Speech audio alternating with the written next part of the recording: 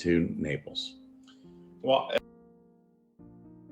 essentially, I came down here in late April of 2020, and then they came down here August 1st. So from late April of 2020 to August 1st, how much time did you have to spend with your daughter? Not a lot. I made a few trips up to Jacksonville. Liz made a few trips down to Naples. Not as much as I would have liked to have, but you know, the situation, well, I just started a new job. I came down here to do that. And so I saw Madison every day on the phone. You know, we do FaceTime. And so every day I would talk to Madison and see her. You know, so I was able to see them, and they would, you know, I would go up, they came down. So after she came down and you became concerned or aware that you were likely heading into a dissolution of marriage, is that when you started keeping a calendar? Yeah, that's right. Once we started, you know, with the time sharing, and it was clear that this was going to be a divorce situation, then, you know, I started keeping track of days that I would have Madison. And how is it reflected on your calendar? How do we tell what is a day? The X's show the days that I had Madison. And is this an accurate copy of your calendar of time sharing? Yes. And up until when? It goes all the way up to May 4th of 2021. Your Honor, this time I move for the admission of Exhibit 14. Any objection? No objection, Your Honor. Exhibit 14 is admitted. Have you put together a proposed parenting plan with the assistance of my office? I did. Let me direct your attention to Exhibit 19.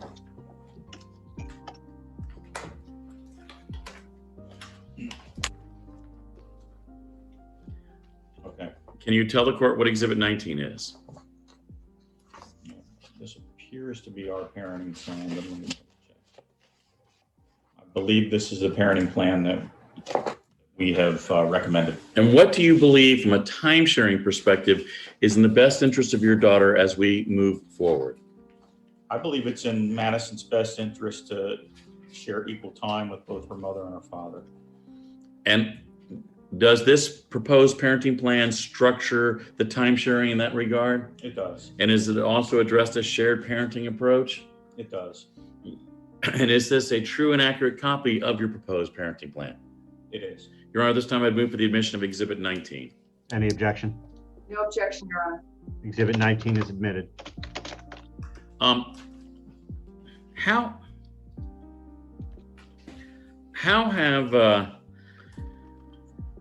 have you well, strike that?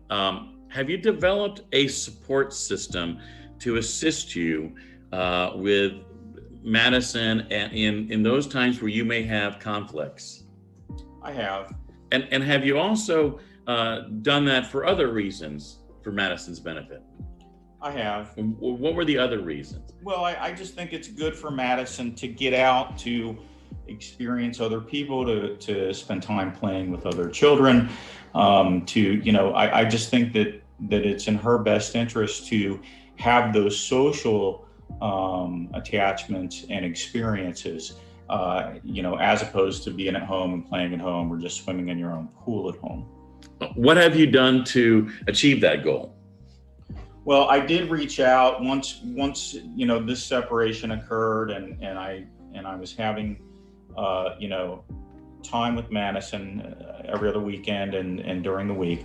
I had reached out to somebody that I'd known for years here in town that had a daughter who was a year older than Madison, and so I reached out to her, and I asked her if she knew of any groups or any people that moms or dads or whatever that kids get together and play, and that's what I did.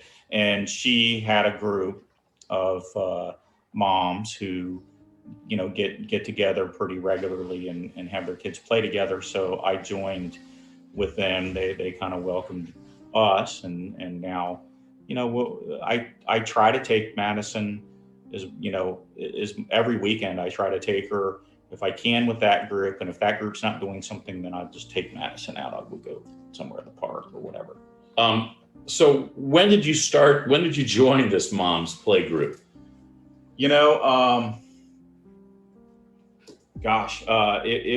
It was probably, I want to say probably in October of 2020.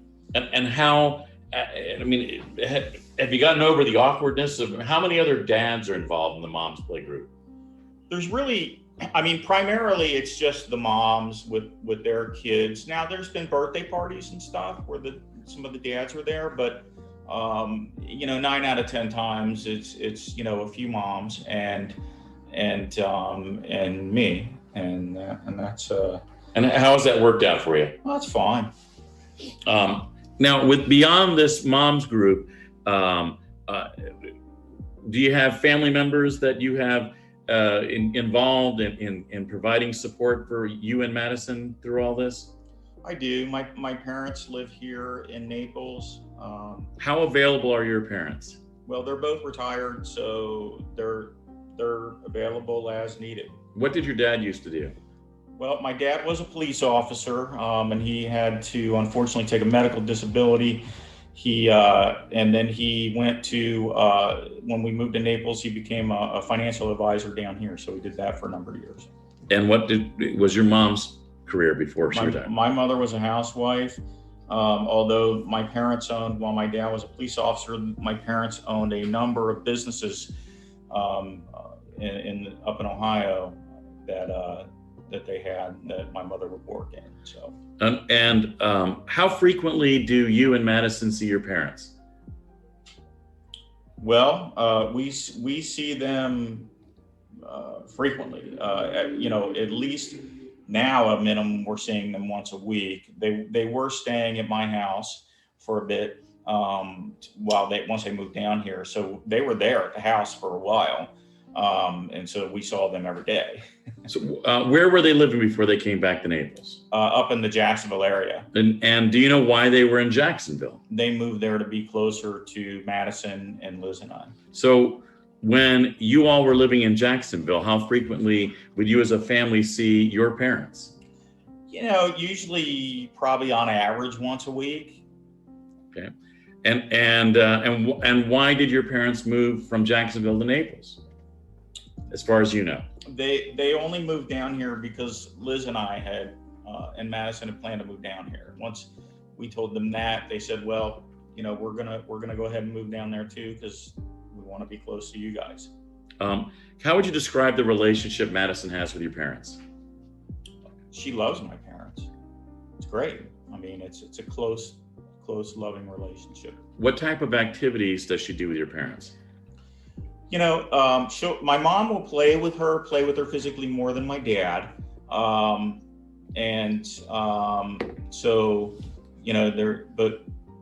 my dad will play with her some too. But one of the things that she liked to do was when my parents would watch Wheel of Fortune and Jeopardy, which they did daily, Madison loved to go and watch that as a family. So that's something she enjoyed. So she's a big Wheel of Jeopardy fan? Or Wheel of Fortune and Jeopardy, that's right. Yeah. She is now. And are you aware of any limitations that your parents have that would interfere with their ability to care for or participate with Madison? None that I'm aware of. You heard Ms. Hall ask your sister about I believe it was your sister, about your father's hands. Are you aware of any issue with regard to your father's hands? I'm not aware of any issue per se with my dad's hands. I asked my dad after we'd had a hearing here about, that had come up, and I asked my dad. I said, well, they asked about hands, and I said, do you have something on your hand? He said, no. He said some years back, he'd had some surgery on his wrists, but his wrists are fine. And I didn't even know it. At least if he told me, I didn't remember it. Does your father have any driving restrictions? Not to my knowledge. with regard to your sister testified earlier, how frequently do you, let's strike that. How would you describe the relationship you and Madison have with your sister? Yeah, it's a great relationship. Why has that been important from your perspective to Madison? I think it's really important for Madison as an only child to have these interactions with people outside of just her mother and father. That includes family members, that includes other children, that just includes people that I think that it's important. And Julie is a different figure. She's an aunt. And so Julie brings something. When I have Madison, Julie brings something to the table that I don't have. I'm not that feminine. And so if I've asked Julie, hey, can you help us clothes shop? Is clothes shopping a challenge for you? It can be. Julie knows right where to go. She's had 3 kids, one of which was a girl, and so she's skilled at it, and I'm still learning the ropes. So Julie's much better at being a girl than you are? To the best of my knowledge. All right. With regard to Robin and Sydney, why have you reached out to Robin and Sydney for assistance? Well, Robin and Sydney, they offered, once this occurred, Robin said, hey, we can babysit Madison. I know you have to work, and we would both love to babysit Madison for you. We're happy to do it. Sydney and Madison have just a really great bond, and so I was all for it. I thought, setting aside the whole issue of I have to earn money to provide for my family. Set that aside. I feel like the relationship with Sydney especially is really, really healthy for Madison. She looks up to Sydney. She's an 18-year-old young lady. She's very, Sydney's a good student. She goes to community school. She gets good grades. Sydney would be the primary person to work with Madison on the day she was babysitting her. And, Sydney would make sure homework was done. Sydney would if I cooked some meal or prepared some meal, she would make sure Madison, if she was hungry, then would be fed. If Madison said, hey, I don't want to eat yet, then when I got home, I would feed her. But, that's kind of how it was. Madison was always taken care of very well by both Robin and Sydney. And Madison really enjoys that time with them. How has Madison been doing in school this past year? She's doing excellent. The last 2 grade periods, she had straight A's. I think the first grade period, she might have gotten a B in one subject, but I can't ask for really any better. Take a look at exhibit number 17. Can you tell us what 17 is?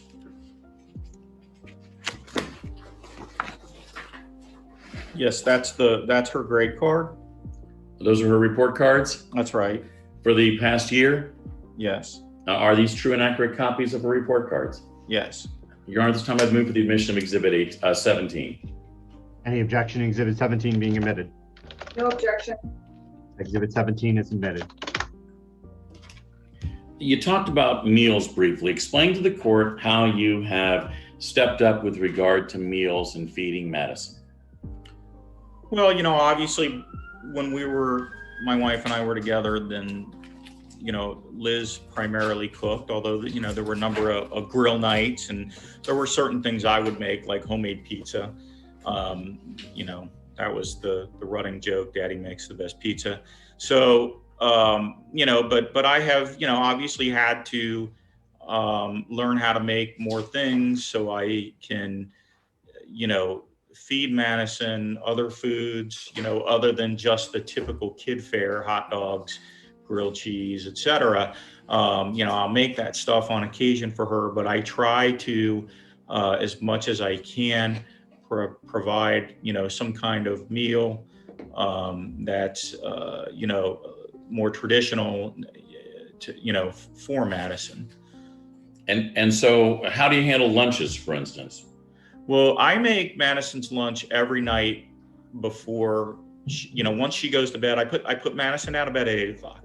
And once Madison's down to bed, I go into the kitchen and I make Madison's lunch. Frequently, I'll ask Madison, "What do you want in your lunchbox tomorrow?" And she'll say, "I want this" or "I want that." Her number one choice is salami. We started doing it with the bread, but it came back with the bread, the salami eaten, but the bread not touched. So we eventually switched to really just the salami. I would just put more salami in. She sometimes asks for pasta. I'll put a little olive oil in pasta. For her, what I do is I buy that hidden veggie pasta. So then she's getting her vegetables, and So she doesn't know it. That's sneak right. attack on the vegetables. That's right. Although she's a good reader, so she may start asking real soon, "What does hidden veggie mean?" But nonetheless, that's what I do. I make her lunches. She has a snack. She has 2 snack periods at school, and then she has lunch. So, the snacks are put in the front of her book bag. The lunch is put in a lunch pail inside the book bag, and so that's what I've been doing. I've really, tried to give her what she wants, because she's a very finicky eater, and both Liz and I both have the same problem. Stuff comes back. She comes back, with her not eating, to the point where at one time I did email the teacher and said, "Hey, Madison's lunch box is coming back, and there's really," and she says she's running out of time, and and I know what these kids do. They'll talk and chit chat with the other kids during lunch, and then she only gets 20 minutes for lunch. The 20 minutes is up and she hasn't eaten. So I did ask the teacher to, I emailed her and said, "Can you try to look out for this and get her on task?" So. So I'm going to direct your attention back to Exhibit 18. We've put together a series of photographs that are the first stretch here, and I don't want to spend a whole lot of time on this, but give the court briefly a feel for what's depicted in these pictures. Sure. Exhibit 1 is a photograph. Page 1. Let's see here. Exhibit 18. Page 1 is Madison and I. That's actually at Robin Schiller's house. I want to say that was Thanksgiving of 2020. So is page 2, is that the people who attended the Thanksgiving dinner? That is just my family. That's my nephews, and my nephew's wife, and my parents are on the far left. Obviously, me and Madison, my sister Julie, and my nephew's wife. So that's everybody in there. When we look at pages 3 and 4, what are those? That is Madison and I at, I believe that's Fleischman Park, yeah. And we're just there. That's on a day that we were there playing with the play group. Looking at Exhibit 6, or page 6 of Exhibit 18. What is that one? That's Madison with her cousins, Hunter and Alex. Those are the boys. And then the baby is baby Elle, and that's Alex, my nephew Alex's daughter. Okay. Looking at page 11 of Exhibit 18, who's this group? Yeah, that's a group of the kids that Madison plays with. So that's a number of the kids that she regularly plays with. Is this from the mom's group? Yes. Who's Madison's best friend? I think that with this group, Sadie is the little girl that she plays the most with.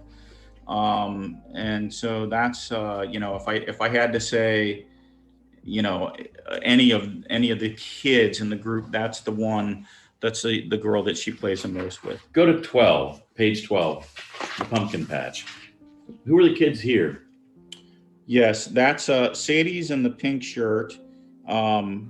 And let's see here. The little girl on the far left is that is, I'm trying to remember her name now. And I know it, but I'm trying to remember it.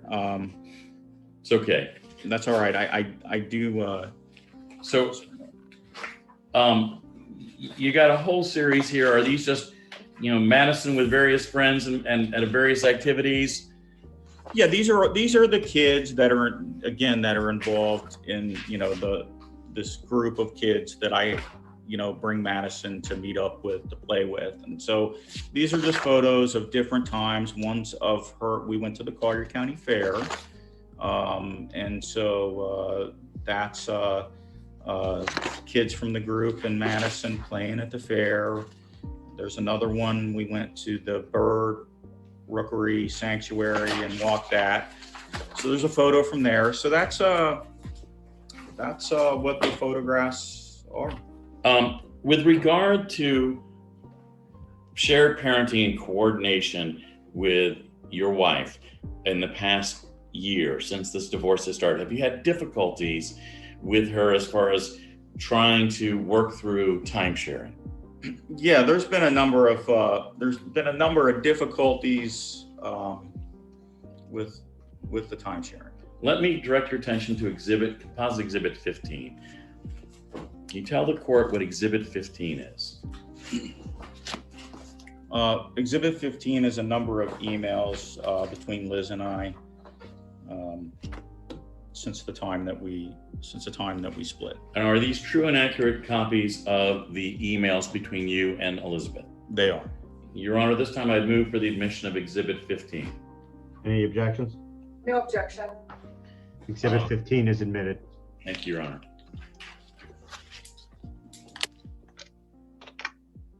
Can you the very first email, which is base stamp 1 of 15, was this when the two of you were trying to work out the initial temporary parenting time? Yes, it was. And what was basically the concept as you understood it then?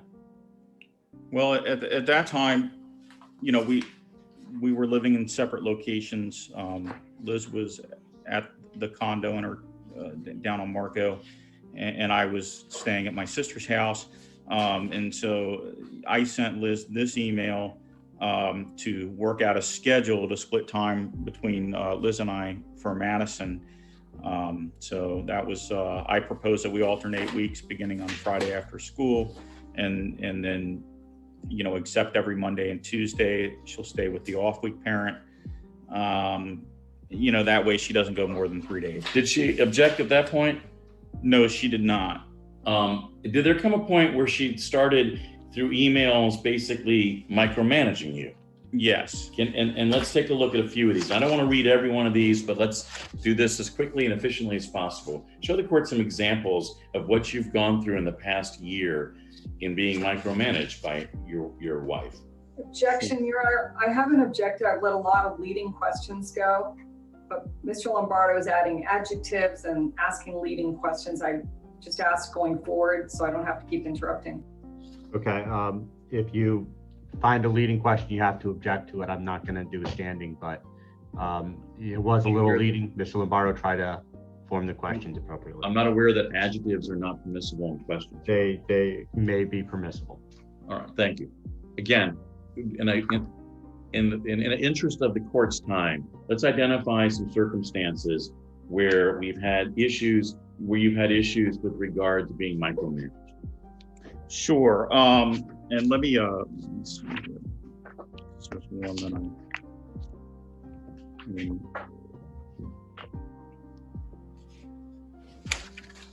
all right. So if we look at, for instance, pages 3 and 4 of Exhibit 15, and what those are is those are an email from Liz to me. Let's see here, September 16th of 2020, where she kind of emails me and says, well, if we're going to do this 50-50 thing, she says that, she wants to keep her during the school week, and then I would have her on the Fridays. I wasn't agreeable to that, and we never did that. But so she says that for food, I mean, if you look at page number 4, she gives a list of the food to make for her, and it's not that What accusation does she make about your request for 50%? Well, she makes the accusation. If you look at page 3, she says, so I would guess that your attorney told you to start 50% custody to benefit you, but I don't feel like this schedule we currently have is in Madison's best interest. And so, she, starts off the email with, essentially saying your attorney told you to do 50%, not you. Is that true? No, it's actually not true. I never received any such guidance from anybody, attorney or otherwise. So it's false. What difficulties did you have with regard to actually picking up your daughter on your days? Yeah, there were 2 or 3 times that Liz had either emailed or texted me and said, you're not, I'm going to pick her up. You're not getting her on this day. I understand it's your day to pick her up, but you're not doing that. So that happened on, I want to say 3 occasions. Look at Bates stamp 19. Mm-hmm. What is she telling you at 19? Yeah, she is telling me that she's going to keep her all week, and then I can have her every other weekend. And if I get off work early and want Madison to spend the night during the week, we can meet somewhere. And so that was a time where these emails were essentially at a time and went back and forth where she was saying, you're not going to get her on the day that you're supposed to have her. Look at Bates stamp 26. What was happening there?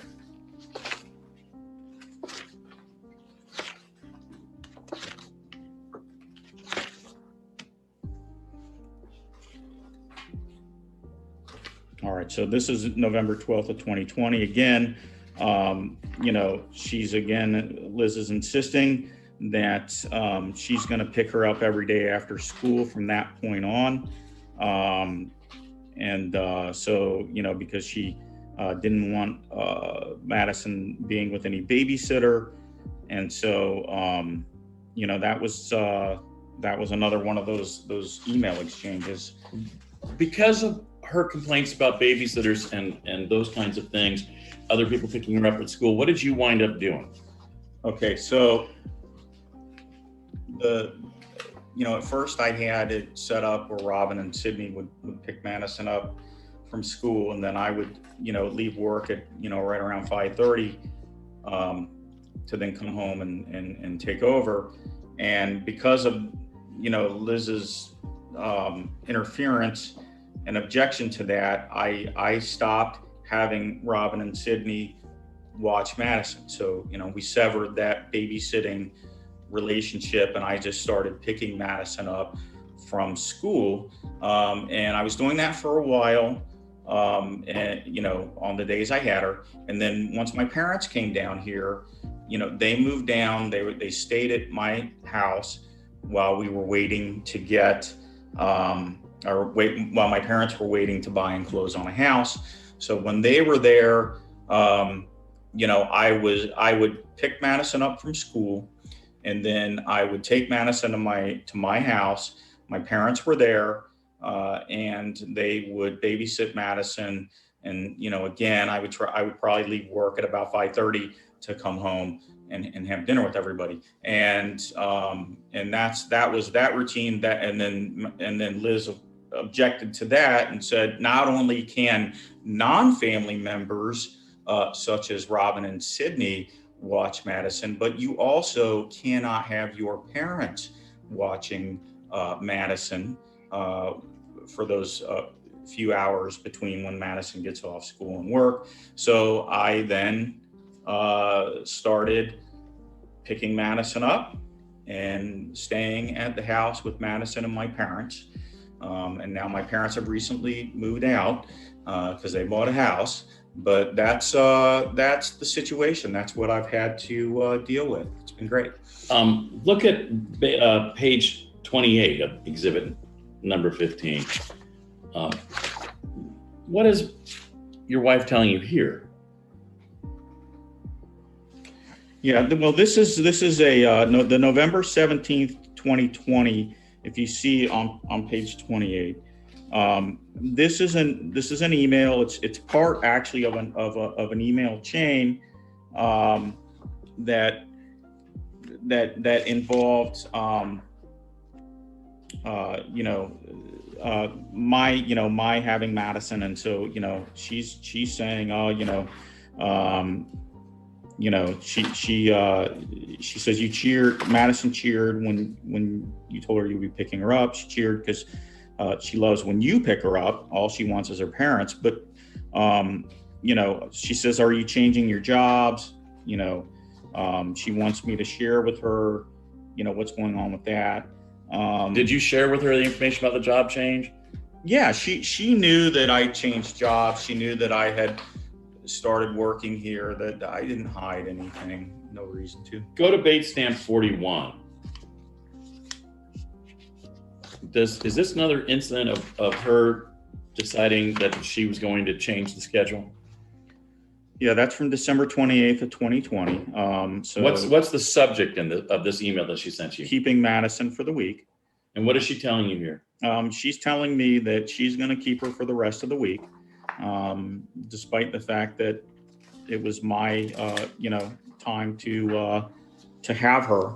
So I got this email, and that was her saying, no, you're not going to have Madison. So Take a look at Bait Stamp 46. What is she telling you here?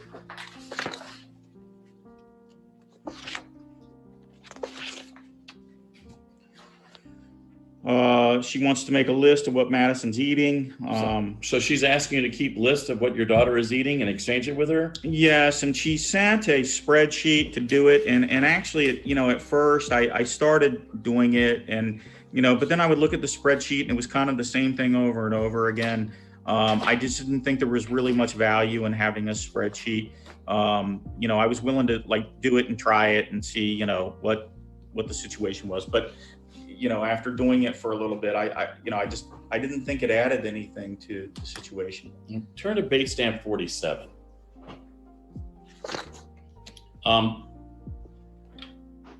Do you believe, based upon the communications what's your belief based upon the communications you've had with your wife as to whether she recognizes that 50-50 division of time is the likely outcome here? Well, she had said it to me a number of times, verbally, that she knows that that we're going to have a 50-50 situation once the court rules. She's conceded that. She concedes that on page 47. She says that I know that in May the judge will probably split custody 50%. She goes on in there to,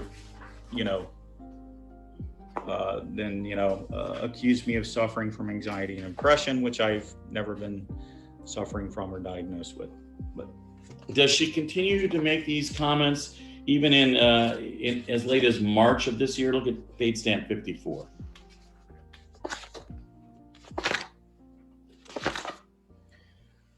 Yes. What does she tell you? What does she tell you on March 1st? Yeah, March 1st, she says she's never said anything to Madison about my being too busy or being busy.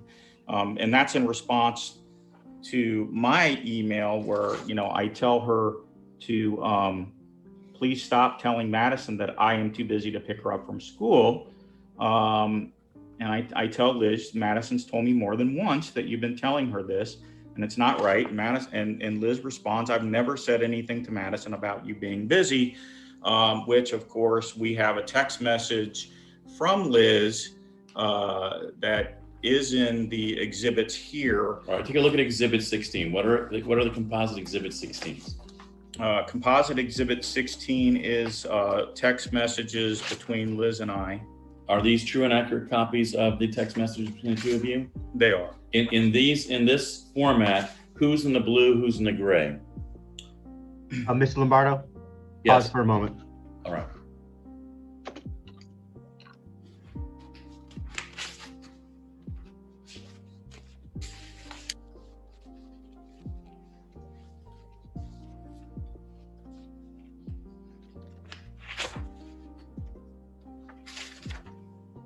Okay, you're on exhibit 16. Yes, sir. All right. Who's in the Please blue? continue. Gray. I am in the blue and Liz is in the gray. And are these true and accurate copies of your text messages between the two of you in the They last are. several months? They are. Your Honor, this time I move for the admission of exhibit 16. Any objections? No objection. Exhibit 16 will be admitted. Who is blue? Blue is the husband, gray is the wife. Does this contradict her comment in the emails that she's never said you are too busy to pick her up to your daughter? It does, and if you look at midway down on February 22nd, 2021 at 8:05 a.m. What's the bait stamp number? 8. What does it say? She says, I told M, and that's Madison, I was picking her up for the week. This is from Liz. I told her you were busy with work. She was excited. I will let you know what I think of the therapy place in Fort Myers. Let me know if you have another suggestion. And so, of course, that's really the basis for my having sent her an email saying, stop telling Madison that I'm too busy. That and Madison telling me that, mom is saying this, that you're too busy to pick me up or have me for the day. All right, now going back to the emails and exhibit 15 and page 54 in particular, what does she tell you that she believes this court system considers? Yeah. Website, where are you, Mr. Lombardo? On page 54, exhibit 15. Okay. Yeah, so if you look at page 54, exhibit 15, and you go down the third paragraph, she accuses me of offering to do the things that I'm doing with Madison until we get divorced, because I think it will make me, she thinks that I think it will make me look better in court. She says, we both know the judge will give 50%, so it doesn't matter. She goes on to say that Collier County doesn't care about the best interest for the child, so go ahead and pretend to participate now. So, that's what I've been dealing with here. And let's be clear. What is the reason you want to have time with your daughter? Because I love my daughter, and I think it is in her best interest to have a solid relationship with both her mother and her father. And so as we proceed forward, what are you requesting this court to do with regard to the parenting plan for your daughter? I'm asking that the court, adopt our parenting plan and have my wife and I share 50-50 custody of Madison. That's what I'm asking the court to do. I do think the court, does care about the best interests of children in Collier County. So I'm convinced that the court will do just that. All right, let's go to the economics of this. Before we change topic, can we just we're just gonna take a 5-minute break. That'd be perfect. Thank you. I was gonna. It's 11:26. We'll be here. We'll be back at like 11:35.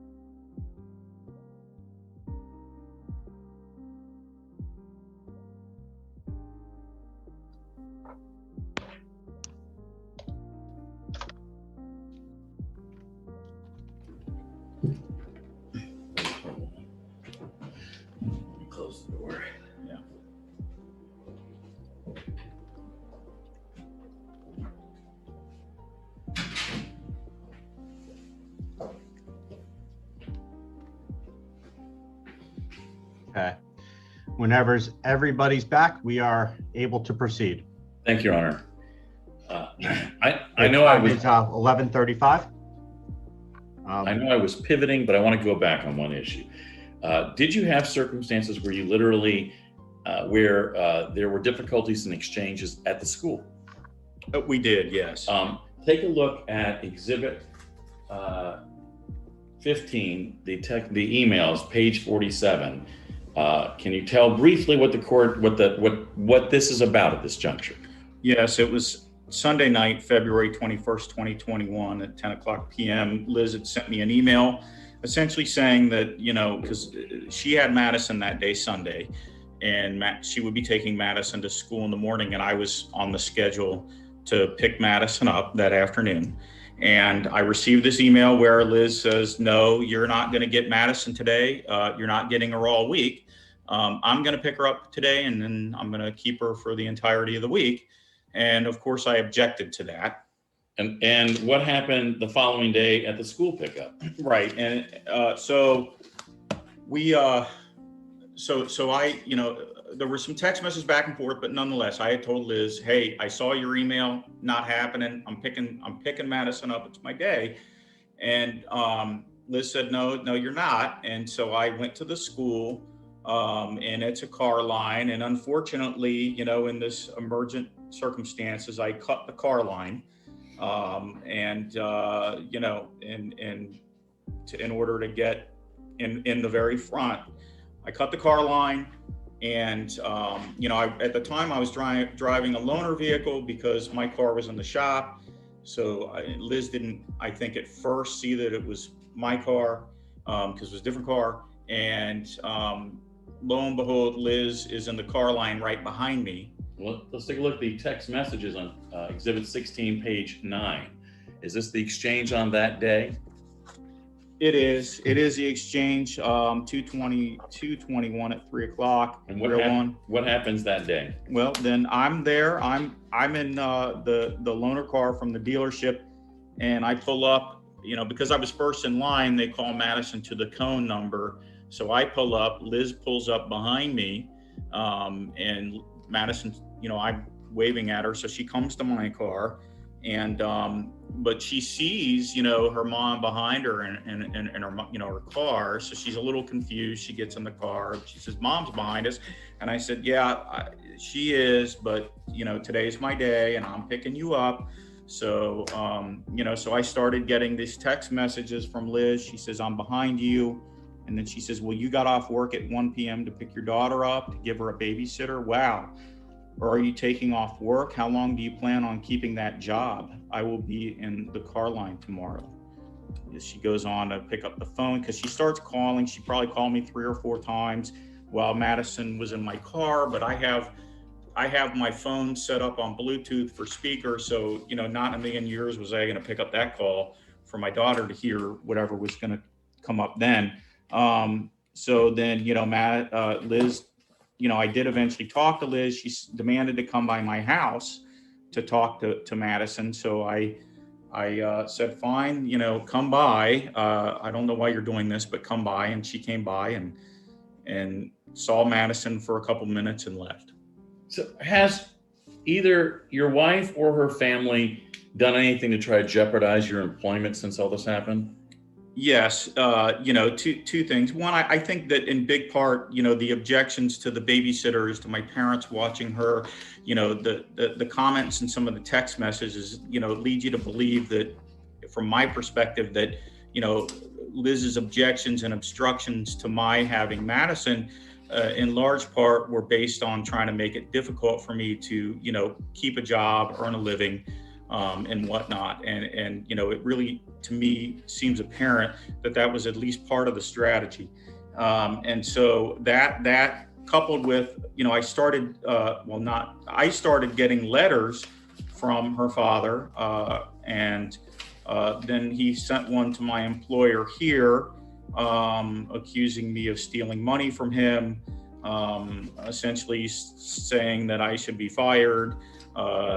You know, just, you know, anything he sent. He also sent a letter to the bar, complaining about an alleged loan that he says he made to me, which I have no knowledge of.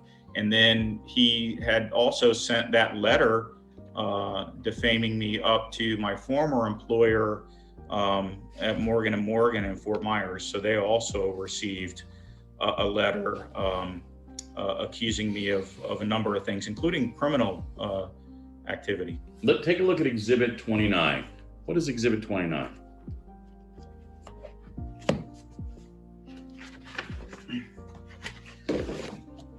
Exhibit 29 are the letters that were sent by my father-in-law.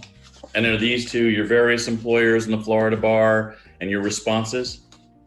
Yeah, that's right. Are these true and accurate copies of the letters that have been received? That's correct. Your Honor, this time I've moved to the admission of Exhibit 29. Any objection? No objection, Your Honor. Exhibit 29 is admitted. How has that applied pressure on you in the workplace? Well, And Your Yeah. Honor, to relevancy. Mr. Lombardo? Well, the relevance is clear, Your Honor. I mean, one of the issues here is whether she is literally trying to apply pressure on him and create an environment where he loses jobs in order to extract a result in this case. Okay, I'm going to overrule the objection. Go ahead. okay.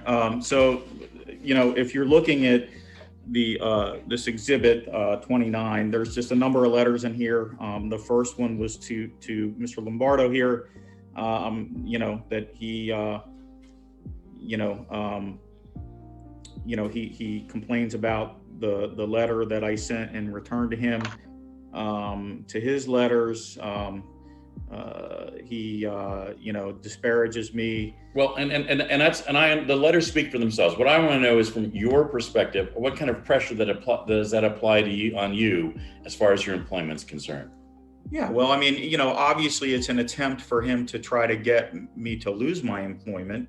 And, obviously this is an awkward thing. It's troublesome, from that perspective. It's, my employer's receiving letters from somebody accusing me of a number of things. I think it's all, again, part of the orchestration to make things difficult for me in this divorce. So I throw my hands in the air and I say, fine, I'm not going to have my daughter 50%, or fine, I'm going to give up any claim to the, monetary claims that are an issue, anything like that. What requests have you made of your employer with regard to your schedule as it relates to Madison? Yes, and I've made a request that that there be flexibility so I can leave work to go pick up Madison and stay with her, so that I, can have my time sharing with her. And so that's what I've had to do. It's not been easy, I think, for anybody, but it's the situation I'm in. All right, now let's change gears for a second. We talked about your background. Briefly tell the court what your wife's educational background and employment background is. Yes, well, Liz has an undergraduate degree in criminal justice, and she has a master's degree in education. And so I know she worked for the Collier County Sheriff's Office for give or take 6 years, I guess, 6-7 years, whatever it was. There, and then she was employed by the Collier County School District for another 10-11 years. We got married not long, probably 3 or 4 months after we got married. She resigned her position as a school teacher with Collier County, and shortly after that we moved to Jacksonville. All right, now, at the time the prenuptial was done, do you recall what assets you had, assets and liabilities? I do. I had, and take a look at Exhibit 4 of the prenuptial agreement. Did you both do a disclosure to the other of your assets and liabilities? We did. Where does that appear on the prenuptial? Attachments. There are attachments to the very end of the prenup. There is attachments. Take a look at bait stamp 7 of Exhibit 4. And yeah, and so just to, real quick, if you look at, if I can. Go ahead. Exhibit 4, page 1, you'll see financial disclosure in paragraph 2, and it references exhibits 1 and 2 with Elizabeth's assets and liabilities are exhibit 1, and Frank, mine assets are exhibit 2. Are you sometimes Frank, sometimes Scott? Yes, I answer to both. Okay. All right. And so what did Elizabeth disclose as her assets and liabilities just at the time the prenuptial was entered? Yeah, the prenuptial was entered on November 25th, 2013. And at that time, Elizabeth had disclosed $70,000 in checking and savings accounts. She disclosed that she owned the property at 1053 Fountain Run here in Naples. That's where we were living. And then she indicated that she had no debts. And with regard to 1053 Fountain Run, do you know how that was titled at the time? Yes, that house was in Liz's name solely. And is what ultimately happened to that house? Liz sold the house. Okay. And do you know what she received in the way of net proceeds from the sale of that house? Somewhere in the neighborhood of between 370, 380. And what did she do with those funds? The money was, she transferred the money into an account at Chase, a savings account that was in her name. In her name alone? Initially. Did she, in the time frame that this prenuptial was negotiated, did she ever tell you that she had any debt owed to her parents with regard to this home? No. All right. With regard to you, what did you disclose that you had at that time? I disclosed approximately $48,000 in checking and savings and approximately $10,000 in IRA accounts. All right. Now, as we go forward, take a look at Exhibit 5. Is that your financial affidavit? Yes. And is this a true and accurate copy of your financial affidavit? Yes, it is. Yes. And is that accurate as of the date it was filed? I believe so. I believe it is, yeah. All right. At this time, Your Honor, I move for the admission of Exhibit 5. Any objection? No objection, Your Honor. Exhibit 5 is admitted. Take a look at Exhibit 7. Yes. What is Exhibit 7? Exhibit 7 are tax returns. For what years? These are 2017, 2018, and 2019. Did you file jointly those years? We did. Are those true and accurate copies of your returns? To the best of my knowledge. Your Honor, at this time, I'd move for the admission of Exhibit 7. Any objection? No objection. Exhibit 7 is admitted.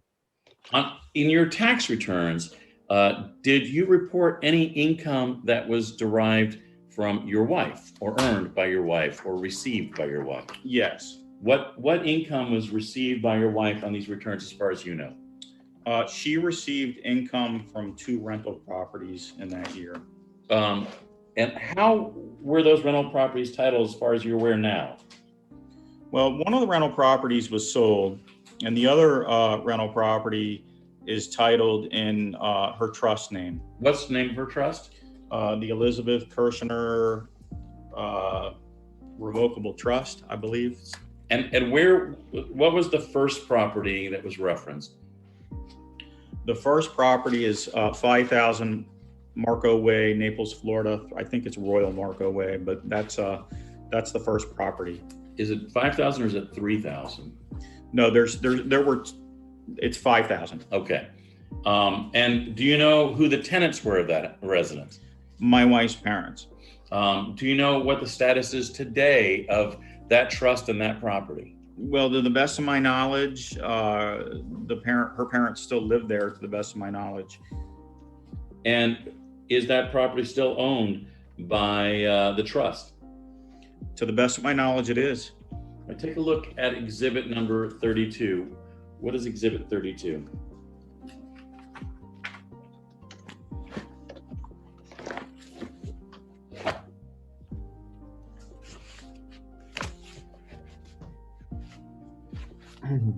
All right, exhibit 32 is a warranty deed for 3,000 Royal North Way, which is a different property.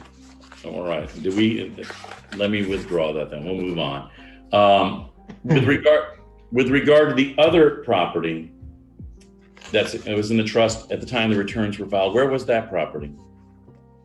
That property is that's a condominium on Marco Island. No, the other property. Oh, the other property. The other property was a property up in New York State in Old Forge, New York, that was owned in my wife's trust. And who were the tenants to that property, if you know? To the best of my knowledge, her parents were the tenants. That whether they rented it out to anybody else, I don't know. Do you know ultimately what happened to that property? That property was sold. What happened to the proceeds to the best of your knowledge of that one? It's my understanding they did a 1031 exchange for at least part of the proceeds, if not all of them. But they did a 1031 exchange and they purchased a house here in Naples in the trust, my wife's trust. And do you know who resides at that house today? My wife does. With regard to exhibit number 8, or what is exhibit number 8?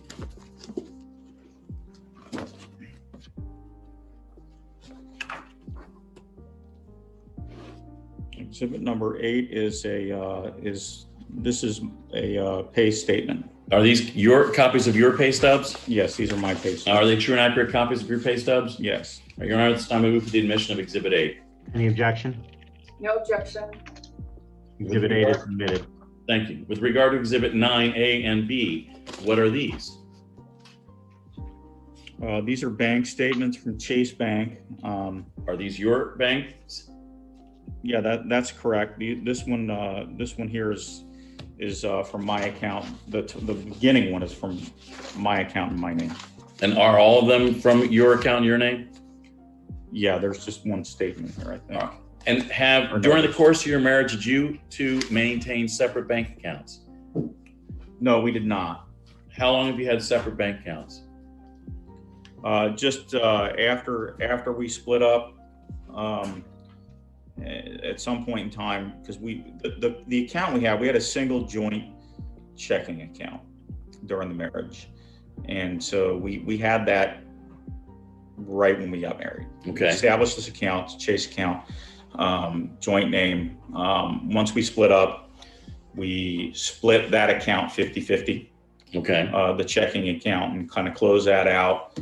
That way there were no disputes and no questions. And since the time of separation, the two of you have now maintained separate bank accounts? Yes. Right. And are these true and accurate copies of your bank statements? Yes. Your Honor, I move for the admission of exhibit 9. Any objection? No objection. Exhibit 9 is submitted. Do you have retirement accounts?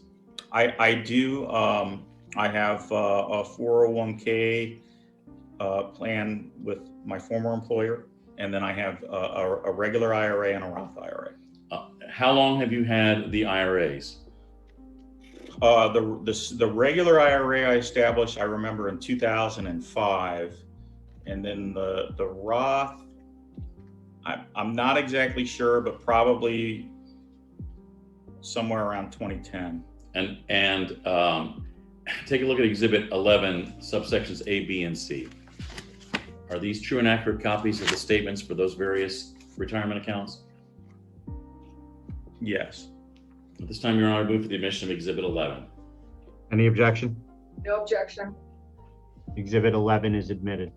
All right, now going back to your tax returns, have you filed for 2020? I just did. And what happened with when you filed? I received a call from the H&R Block person who I... Well, and I don't want any hearsay statements. That's right. It was rejected. All right. Do you know why your return was rejected?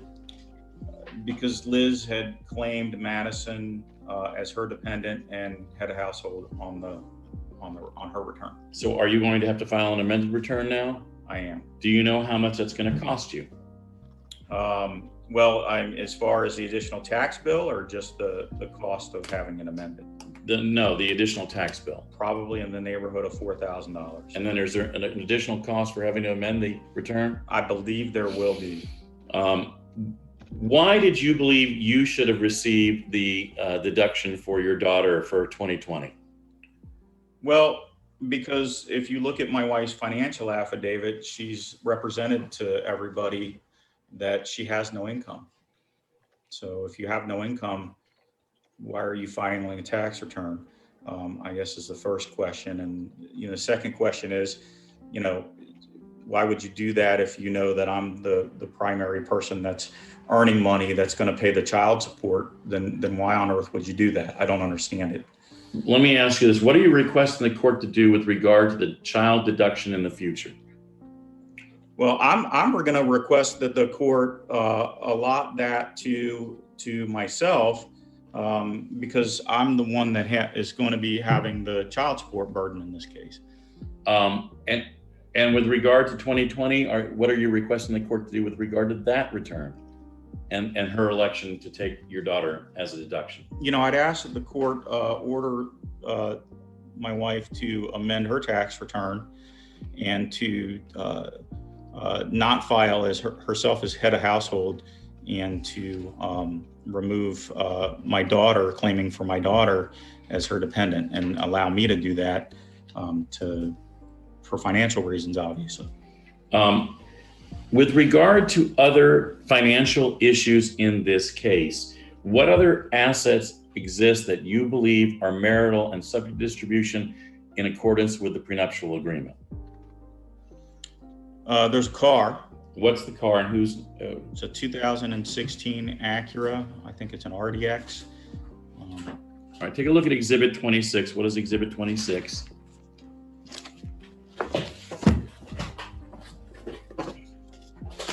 Yeah, that's right. That's the vehicle registration from the Acura.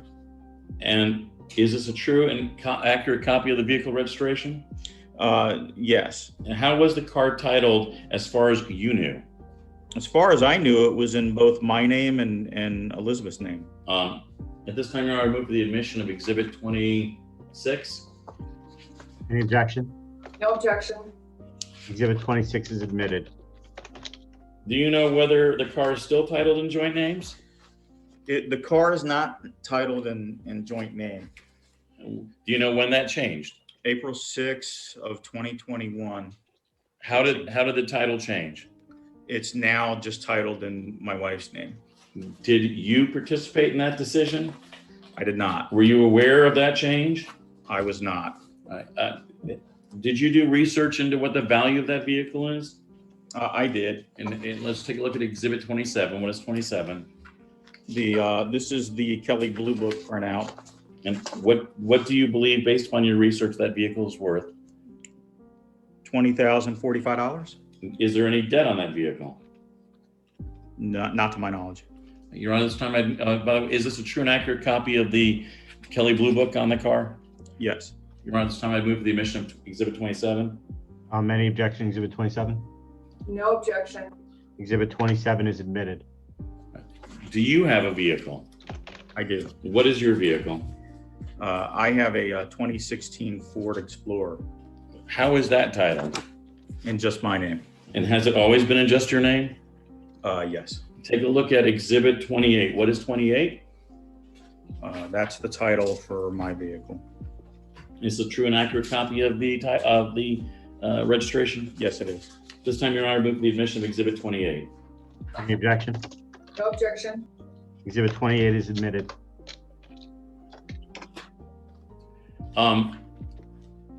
Have the two of you divvied up the furniture and furnishings from the house in Jacksonville? We did divvy up the furniture and furnishings. How were those items paid? Some of them were paid through, they were paid from our joint account. Those items, the furniture were paid mostly, I think, through Liz and I's joint checking account. But I think I made a $10,000 payment to District Design. We'll take a look at Exhibit 31. 31, okay. I made a $10,000 payment to District Design. Was that for furniture for the house in Jacksonville? Yes. And what does Exhibit 31 show us? All right, well, if you go to page 12, and this is practically illegible, but what this is my check register. This, and unfortunately it didn't come out very clearly, but it's, I wrote a $10,000 check to District Design for the amount of $10,000 towards, and that was written on November 2nd of 2015. Did that come from your premarital money? That did. But how do you believe that is characterized now after you made that payment? Marital or non-marital? After I made the payment, it's marital. And are these a true and accurate collection of the receipts for the furniture, the purchase of the furniture that went into the house in Jacksonville? Yes, to the best of my knowledge, they are. Your Honor, this time I'd move for the admission of Exhibit 31. Any objection? No objection. Exhibit 31 is admitted. Now, the house in Jacksonville, explain to the court the process the two of you went through to identify a house in Jacksonville.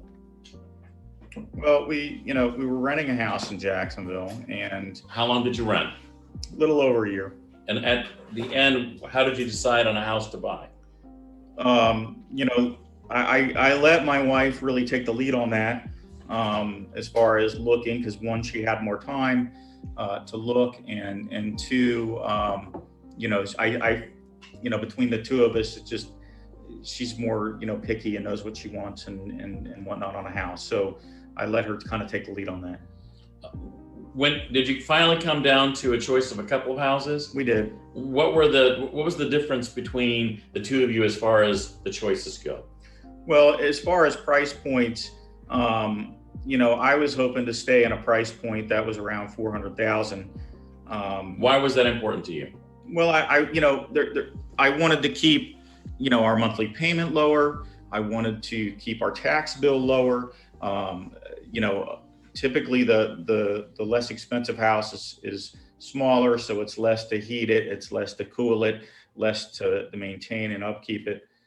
So, a big part of it was just, there's three of us, it's time we had a dog, so I guess four, but three of us. And, and so I didn't think that we needed, more than at the most 3,000 square foot. What was your wife's desire as far as you understood it at the time? She wanted something more expensive. She, something bigger. And so she, that was her desire. And what was the price point that she was looking at? Well, 500,000 and up. Ultimately, the house that you purchased, how much did it cost? I want to say 583,000. How was that funded? That was funded in part by money that from my wife had sold her house, right? Okay. In Naples. So we used part of that money for the down payment, as well as when we closed on the house. I want to say there was 182,000, give or take, that got transferred from my wife's account over by wire transfer, for the house. The rest of it was taken out in a mortgage. Okay. Mortgage. Who were the guarantors on the mortgage? Myself and Liz. How was the house titled? In joint tenants. Who was earning an income in the years that the mortgage was paid, the insurance and the real estate taxes? I was. And what was the source of the payments for those mortgage payments, insurance, real estate taxes? From my income. At the time of this transaction, what discussions did you and your wife have with regard to the status of the funds she put into that house? We really didn't have any discussions about the status. I mean, it was really never discussed, other than, we're going to use the money from the sale of my house in part to fund the purchase of a house in Jacksonville. My house being her house. Her house. Her house in Naples. Yes. That she owned outright, that she indicated in the prenup she had no debt on, that house. she had, sold that house, and she had said, let's go ahead and take that money to use towards the purchase of the house in Naples. What did you understand that transaction to be as far as it related to you? As far as it related to me, I mean, I understood it to be, if you want to call it a gift, that's what it would be, is gifting from my wife to me during the marriage. I probably viewed it more as her contribution, because I would be working to pay the mortgage, correct? And she would, she put this money in. The plan was for her to be a stay-at-home mom. So she put this part in to purchase the house. I would work, I would pay the mortgage, I would pay the taxes, I would pay the insurance, I would pay the, the electric bill, that was kind of the deal. What discussions, if any, did you have with her parents about the use of the money from the sale of the Fountain Run house? I didn't discuss with them the money from the sale of the Fountain Run house. What has happened let me back up. During the entire time you lived in Jacksonville, up till the time it sold, did you or anyone suggest to you that the money that your wife put in that house was a loan? No, that was never discussed, never suggested. No, it was never a loan. Was there any correspondence or any written document to document a loan? No. When was the first time you heard that your wife considered this to be a loan? The first time I heard the word loan spoken by my wife was well after we'd filed for this divorce, during the period of time where we were still talking on the phone.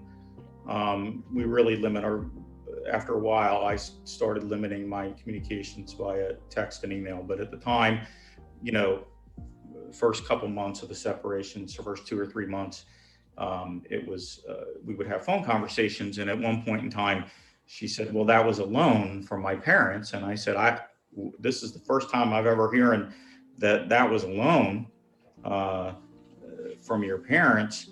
That's the first time.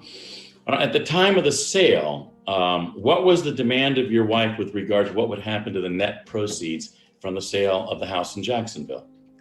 My wife, when we were getting ready to sell the house in Jacksonville, she wanted to have the funds transferred, the leftover funds from the sale transferred over into our joint checking account. And were those funds transferred into the joint checking account ultimately? They were not. Did she put any stipulations on what she wanted to do with those funds once they went into your joint checking account? She didn't say anything about what she wanted to do with them. Ultimately, I'm sorry, Ms. Lombardo, back up. Were the funds transferred to the joint checking account? I missed his answer. No, sorry, Your Honor. They were not transferred to the joint checking account. Okay. What happened to the net proceeds from the sale of the house? At the time that we closed, they were half the money went out in a check titled to my wife. So 50% of the funds from the sale of the house went to her and a check titled to her. 50% of the funds went to me and a check titled to me. And have you been using those funds ever since? Yes. After the closing, did there come a time where your wife made a demand on you with regard to where you were going to be residing in Naples? Yes, there was What was the demand? Well, she had said that that her parents were going to buy with her a house on a 1031 exchange. They were going to help her find a house in her trust on a 1031 exchange. And what she wanted to do was she wanted to take the money from the sale of our house and she wanted to put that money into a house that would be purchased in her trust, join that money together and then buy a house in the trust name. Was there any discussion with how you would get any credit at all for what funds she was asking you to contribute into an asset to be acquired by the trust? Well, there was a discussion in that, this actually, that request about the house and the 1031 exchange actually happened before we closed on the house. Okay. Okay. So, and because of the scenario and what was going on at the time, you know, I had gotten very uncomfortable about what my wife's intentions were after we closed on the house in Jacksonville. So my wife and I opened up a joint account here at Wells Fargo Investment Advisors here in Naples before we closed on the house in Jacksonville. And it was a tenants in the entirety account that was set up, and tenants in the entirety in both of our names. And in that way, the money could not be taken out of that account unless both of us signed off on it, either on a wire transfer or a check. So that account was established based on the fact that I had, you know, concerns about what my wife's intentions were once that money hit our joint checking. So I had told Liz, again, before the house sale closed, I told Liz, listen, I'm not willing to have the house close and the funds transferred to our joint checking account. I want to have it transferred over to the joint investment account that we established at Wells Fargo. She said no to that. Absolutely not. She wanted them to go to the joint checking. And I said, look, I'm not comfortable closing on this house with that money going into the joint checking account. Because by this time I thought, you know, there may be an exit plan here on her part. And so I said, well, the other option is we have three options here. We can put it in the Wells Fargo joint account. We can ask the title company to establish an escrow account in both of our names. And when the house sale in Jacksonville closes, that money can go into the escrow account until we sort out the division of this money. Or if it's your preference, we can ask the title company to split the money 50-50, check to you and a check to me, and we can do it that way. But those are the only three ways that I'm willing to close on this house and have that money transferred. And what did she tell you she wanted to do? She chose to have separate checks, 50% of the amount cut to each. When she moved down here, did she move into the house you had? She did not. Did she move in? Where did she move? She moved to the house in her trust. It's a condo that's in her trust out on Marco Island, 5,000 Royal Marco. Did she ultimately, or did the trust ultimately purchase a house for her? Yes, a house was purchased in the trust. Take a look at Exhibit 22. What is Exhibit 22?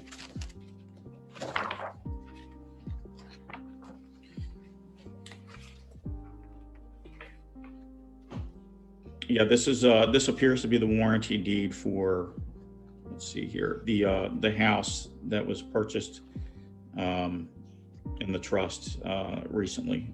And where is this house located? Here in Naples, it's in Old Cyprus on Lantana, I believe, Lantana Circle. And is this a true and accurate copy of the warranty deed that appears at base stamps 1 and 2? Yes. And then the property appraiser property summary at base stamp 3? Yes.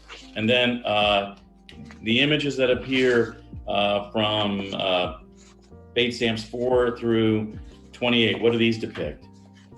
These are photographs of the house that was purchased in my wife's trust. And to the best of your knowledge, are these true and accurate depictions of the residence? To the best of my knowledge. Your Honor, this time I move to the admission of Exhibit 22. Any objection?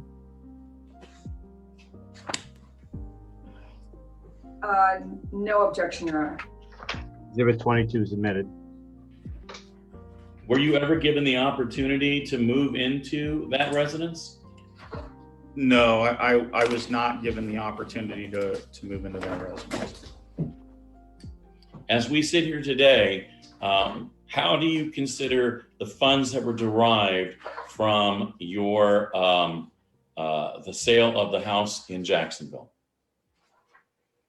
Well, I consider that was marital property. The house in Jacksonville was marital property. So when the house was sold, the funds, and this is pursuant to the prenuptial agreement, which the prenuptial agreement says that how the asset is titled is how it controls its distribution upon a divorce. And the distribution would be in a 50%, 50-50 distribution. So I consider that to be a marital asset that was sold and 50-50 divided pursuant to the prenuptial agreement. And with regard to this situation, with regard to the alleged loan, have you ever acknowledged or agreed that there was a loan owed to either your wife's trust, or your wife's parents together, or individually? No. And what did your mother-in-law do recently in that regard? She filed suit against both myself and my wife here in Collier County for the money that was allegedly loaned for the house in Jacksonville. How much is she suing you for? $250,000. And have you had to retain attorneys now to defend that? I have. Give me one moment, Your Honor.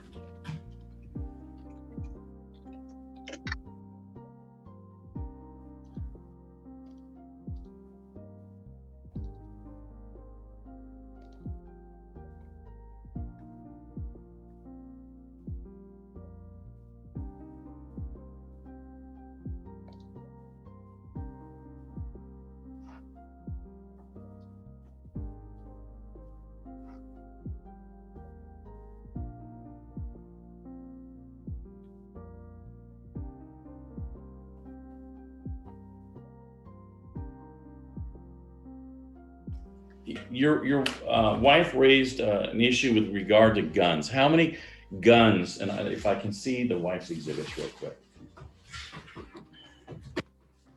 Do you both own guns? We do. If you look at the wife's exhibit number 7, you see a listing of guns. Yeah, I see that.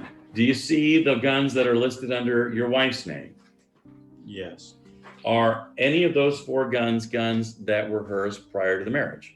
2 of them were hers prior to the marriage. Which ones? The 2 Sig Sauer firearms. The Sig Sauer ones? That's right. And then with regard to the Glock 19 and the M&P Shield 9mm, when were those purchased? During the marriage. And do you know what the value, or what do you believe what do you believe the value is of the Glock 19? Probably $300, maybe $350. With regard to the M&P Shield 9mm, what do you believe the value is? Maybe that one, maybe $175.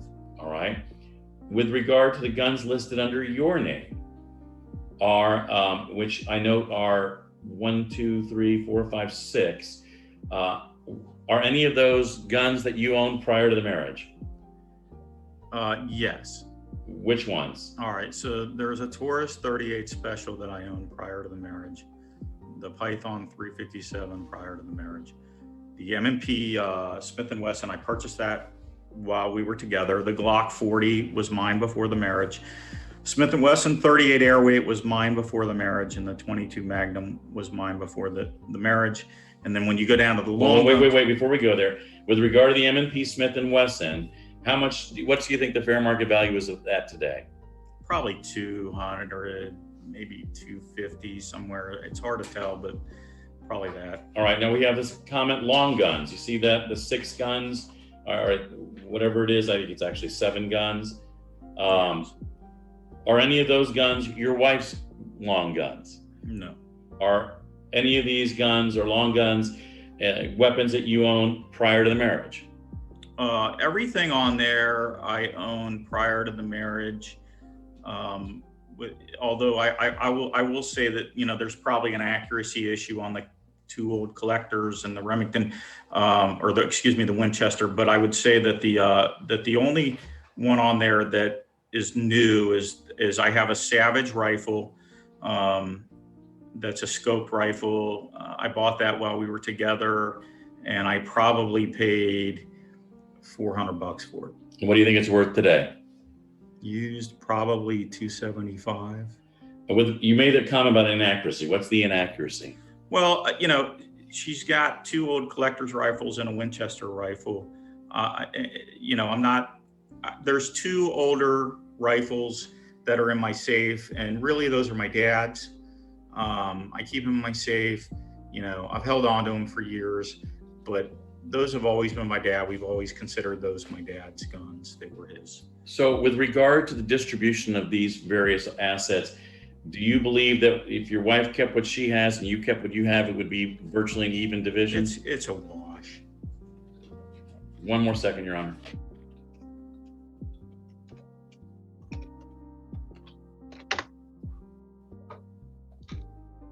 We've also prepared an equitable distribution worksheet, have we not?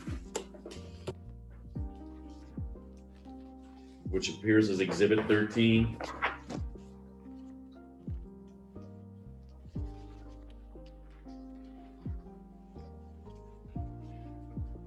You recognize Exhibit 13? Yes, yes. What is Exhibit 13? This is an equitable distribution worksheet that was prepared. And is that what you're requesting the court to do from the standpoint of handling the distribution of the properties here? Yeah, that's right.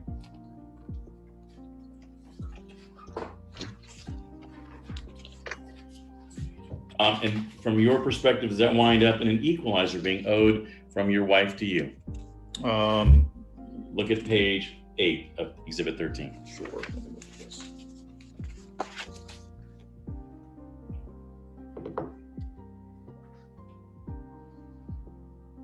Yes, there is an equalizer. It looks like it'd be $24,050. Do you believe, given your understanding of the prenuptial, that this is consistent with the provisions of the prenuptial? I do. Your Honor, it's time I move for the admission of Exhibit 13. Any objection? No objection, Your Honor. Exhibit 13 is admitted. Give me one more second, Your Honor.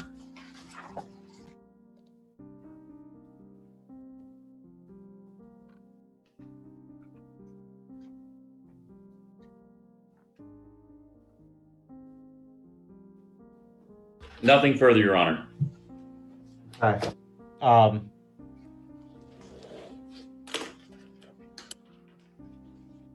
Ms. Hall, the time is 12:20. My thought is that we probably take a break now and return at about 1:30. I have a hearing at 1 I need to do. So that would give me time to do that hearing as well. Although if you think you would want to press forward right now, we could continue up to 1.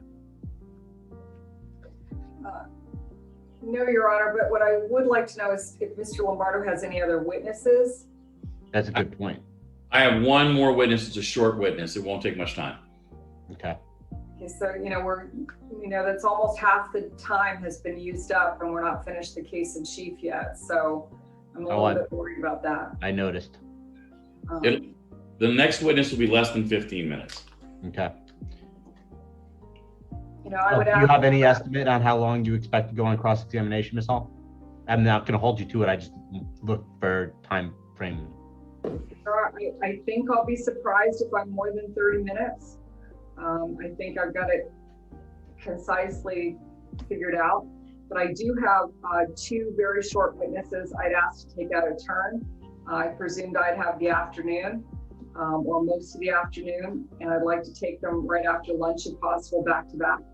All right, why don't we just go through cross now then of Mr. Pauser and see if we can complete that, because then that might open up the afternoon. I have a 1 o'clock that I need to go to. Give me 2 minutes to grab a power bar. It's 12:24. Let's be back in 3 minutes. Fair enough.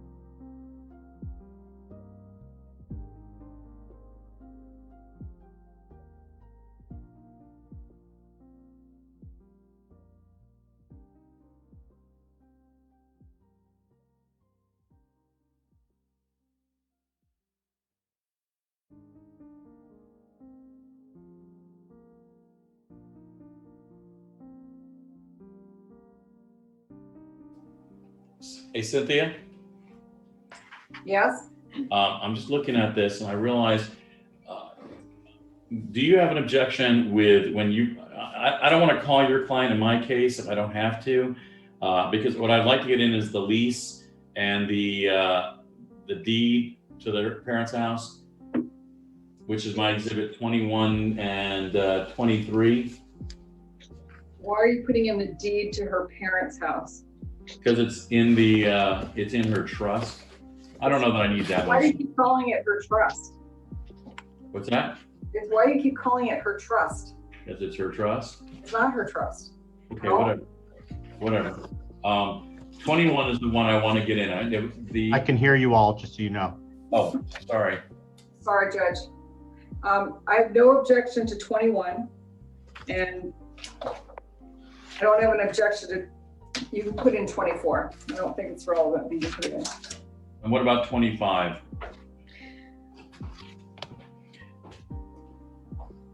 Um, 25. I don't think I do. Let me just look. No objection to that, 25. All right, so we're going to stipulate to that? Yep. Okay. I think this is.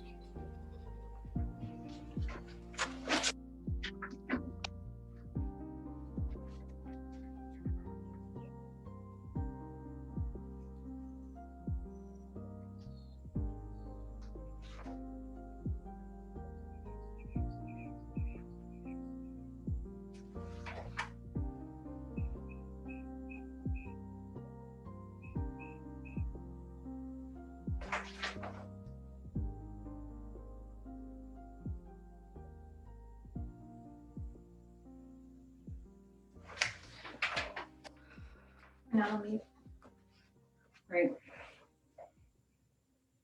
Judge can.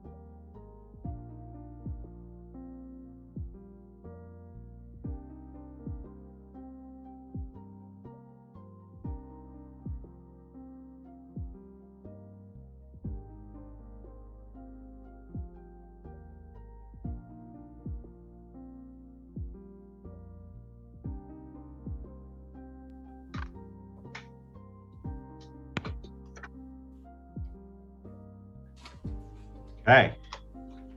Let me know when you're all ready. We're ready. All right, please proceed, Ms. Hall. Well, if I can, during the break, Ms. Hall and I stipulated that my exhibits 21, 24, and 25 would be admitted. Is that true, Ms. Hall? Yes, Your Honor. 21, 24, and 25. 24, and 25. The court will admit those. All right. Your Honor. Thank you. Please Good proceed. afternoon, Mr. Pauser. I want to move through some of these questions pretty quickly. The prenuptial agreement, which is already in evidence as exhibit number 4. Have you reviewed that thoroughly? Yes. Do you agree with me that nowhere within the body of that agreement is there a waiver by your wife to your income during the marriage?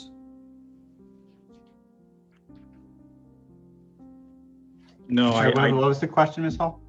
There's no waiver of income of either one of you actually in this prenuptial agreement.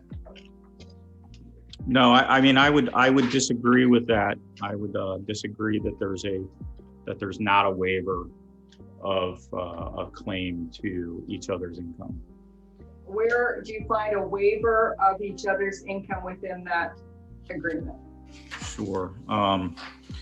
So if you look under husband separate property in number 5, what you'll see is that that addresses husband separate property. It starts out addressing the property that I owned at the time that I entered into the prenuptial agreement. If you go on, it says that she's not going to acquire any ownership interest in that as a result of the marriage. I reserve the right to make gifts to her of that separate property, but it doesn't change the agreement. And then it says that either party may either give, inherit, or otherwise receive during the marriage. This is if you look at page 1, it's paragraph 5 of the actual document. The parties further recognize that each brought certain property and assets into the marriage, and that during the marriage, either party may be given, inherit, or otherwise receive from family or sources outside the marriage additional assets, property, or funds. These shall be solely the property of the recipient, free from any claim of the other at any time. So if you're saying that the word waiver has to be in there as kind of a magic word, I would disagree. I believe that my understanding of that provision at the time that I signed this agreement was that. Objection, Your Honor, I'm going to interrupt here. It goes beyond the scope of the question. Sustained. Mr. Pauser, will you agree with me on this point that there is no paragraph labeled parties' income? I disagree that I would agree that there is no paragraph with such heading. Thank you. Will you agree with me that nowhere within the body of the prenuptial agreement, exhibit number 4, is there a reference to retirement accounts? Other than your exhibit B. I would agree that the word retirement account, the words retirement accounts are not in this document. Okay, and in fact, I misspoke there. If you look at Bates stamp page 8 of exhibit 4, which is your financial disclosure, you list $10,000 in IRA accounts, correct? That's right. And is it your testimony that you owned both of those 2 retirement accounts that are currently on your financial affidavit when you signed this prenuptial agreement? Yes, that's my testimony. Okay. All right. With regard to your 401k, that was started after the date of marriage, correct? The Sawfield Shad 401k was started after we were married. Okay, and that is your only 401k, correct? That's right. You don't have one with your current firm, is that correct? I just started one. I want to say the last pay period was the first time that I was able to contribute. Okay, and who is the beneficiary of your 401k from your old employer? I think it's my daughter now. Well, how did you change the beneficiary of a 401k without the consent of your wife? I logged on. I'm pretty sure that I logged on, if I'm remembering correctly. I'm pretty sure that after we had separated at some point in time, I logged on to my 401k, if I'm remembering right. And I think I did. I think I logged on and changed online the beneficiaries, if I'm remembering right. Well, sir, you did. So your testimony is after this divorce commenced, you went in and changed the beneficiary of your 401k? I think I did, but I'm not 100% sure about that. Well, you understand the standing order, correct? I do. Okay, and you in fact filed a motion for contempt against your wife with regard to the car title, right? Right.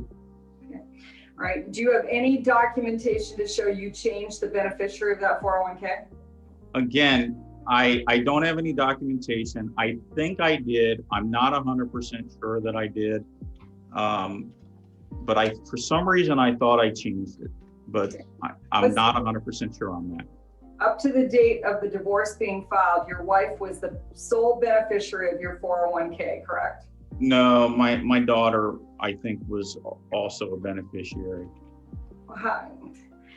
What forms did your wife ever sign waiving an interest in your 401k?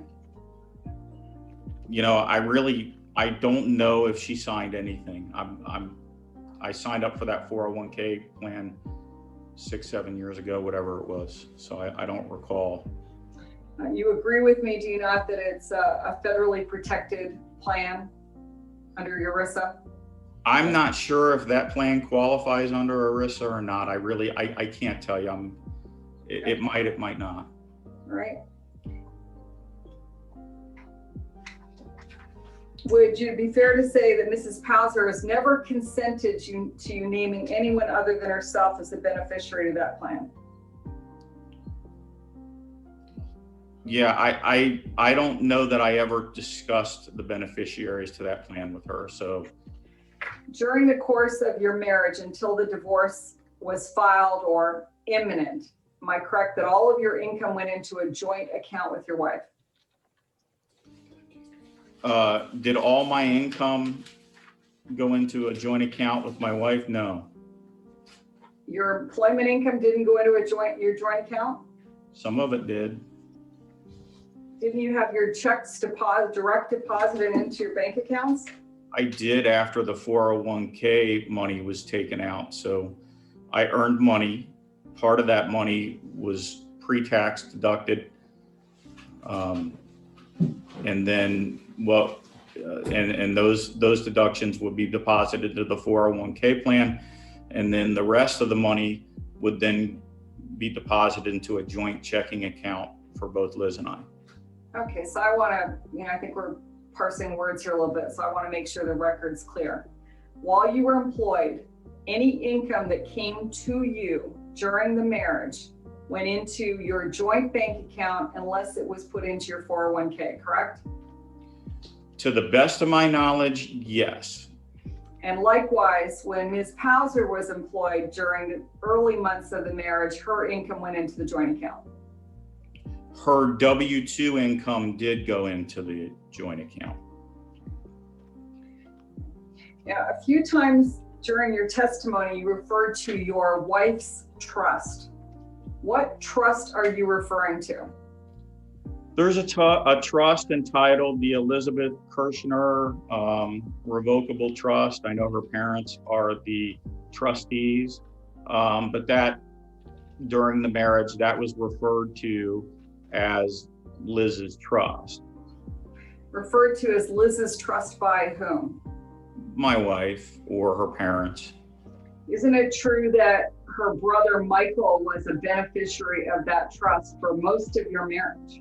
I have no clue. She's refused to give us the trust in discovery here, so you may have it. And I've requested it from in discovery in this case, but I have not received it. So unfortunately, I can't answer your question. If you want to fax it to us or email it to me now, I'll be happy to look at it. You are aware that it was a grantor trust established by her parents, correct? Again, I requested the trust in discovery. Apparently you have it. Mr. Polzer, if you don't know the answer, just say, I don't know. I don't know. Thank you. Your wife did not establish a trust for herself. Is that a fair statement? I have no idea. Okay.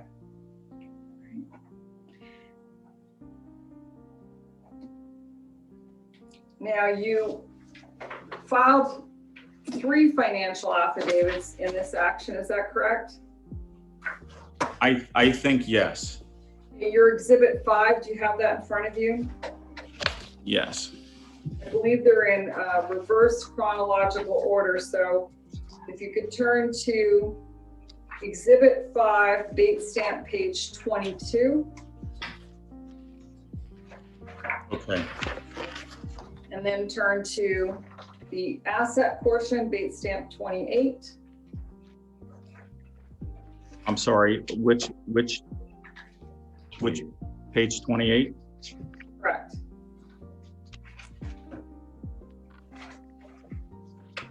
Okay. Okay, and looking at this page 28, this I'll represent to you. You can look at the last page. It shows that this is your first financial affidavit dated in November of 2020. But on this asset liability schedule, what amount of money did you have in your 401k?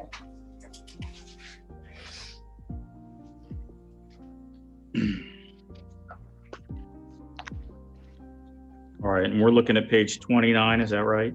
Well, the assets, yeah, start on 28 and go to 29. All right, so there's a TD Ameritrade IRA 2005 with $16,958.70. And then there's a TD Ameritrade IRA, that's a Roth IRA 6854 with a balance of $9,420.38.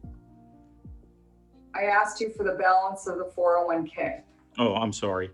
$114,992.95. Okay. And in this financial affidavit, if you could go back to page 28, what is this car that you've listed? It's my Ford Explorer. You do not list your wife's vehicle, is that correct? I didn't. Okay. And on back to page 28 under jewelry, tag watch, your wife gave you a watch during the marriage, correct? A tag watch? Yes. It says here ×2. Is that the value of both watches there? I have two watches, so that is a combined value. Okay, and what is the value of the marital watch? I would estimate $600. Okay. You've listed on your asset liability schedule your wife's jewelry. Did you purchase any jewelry for your wife during the marriage? You know, I purchased one or two things for her, and the particular, I think there was either earrings, perhaps a necklace. And what would the value be on those items, fair market value? I really don't know what the fair market value of those items are. Let me see Okay. here. If I put something down, I probably just guesstimated. Okay. You're seeking here, well, your wife's car. That you testified that that was titled in the joint names of you and your wife, correct? I did.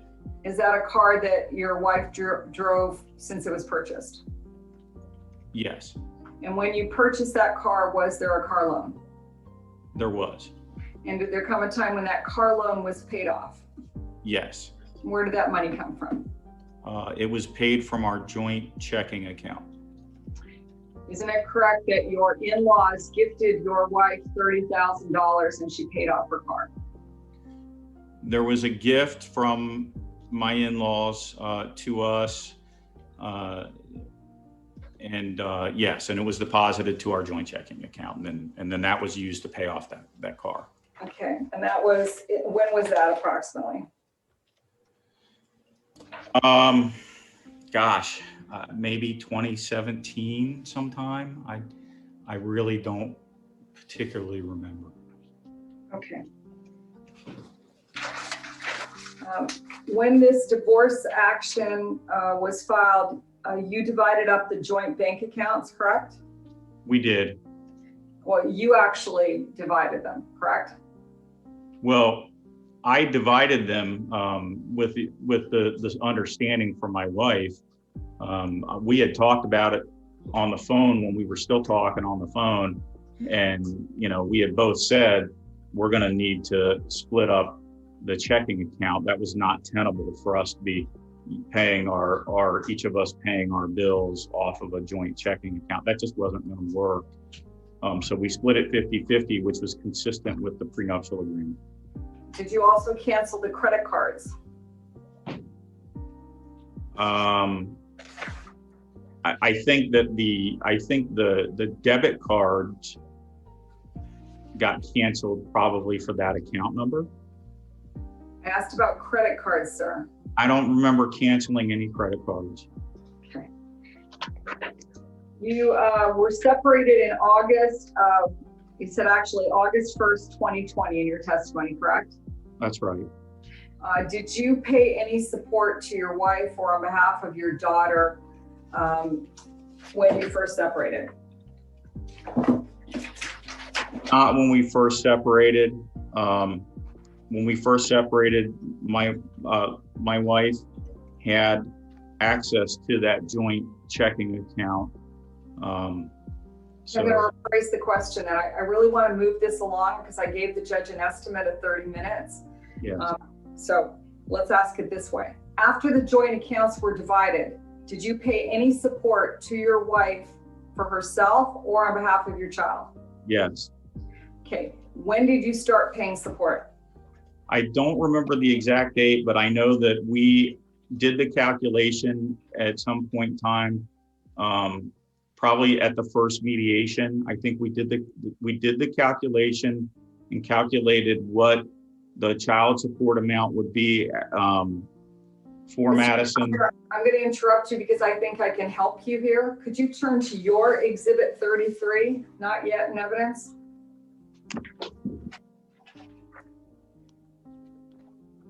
I don't have a 33. I don't have a 33 either. You're doing what you sent over to me. I have a letter dated February 1st, 2021. Is that what you're referencing? Yes. It's listed, it has a date stamp of Exhibit 33 on it, and I put it in my book as Exhibit 33. That's weird. It's not in ours. Yeah, no, I've got it right here. Okay, so does this refresh your recollection when you first started paying support to your wife?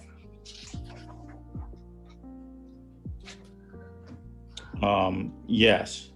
Okay, so am I correct that the first time you gave her any support was by a check dated February 1st, 2021, but that you said that check covered the months of October, December, January, and February? Well, where is that in there? Let's see here. Second paragraph. Skipped over November. So in October, November, December, January, and February are the months that this check was to cover. Okay, and this was you and your attorneys calculated child support, and that's to reflect your child support payment, correct? Correct. All right, and pursuant to your calculations, you at that time imputed income to your wife? We did. Okay, and there's a worksheet there, so we can just look at that, correct? Correct. I know it's unorthodox, but Mr. Lombardo, do you have any objection to putting this exhibit in? Can I take a quick look at it since The letter. I don't have a problem with that. I mean, I don't have it, so I don't know how you want to do We'll that. arrange to get it to the clerk and to you, Your Honor. We'll do it right now. Okay. But I don't understand what happened there. Okay. We've had a few trials in the last couple of weeks, so there may be some confusion.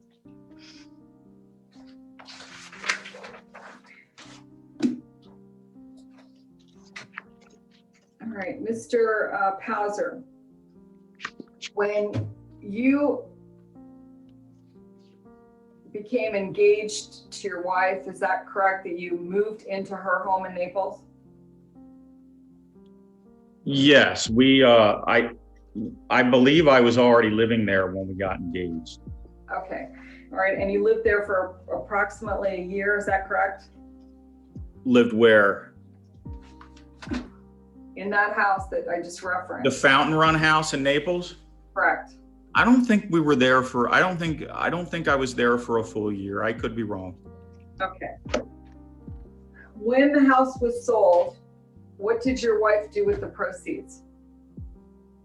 She had put the money in a Chase savings account.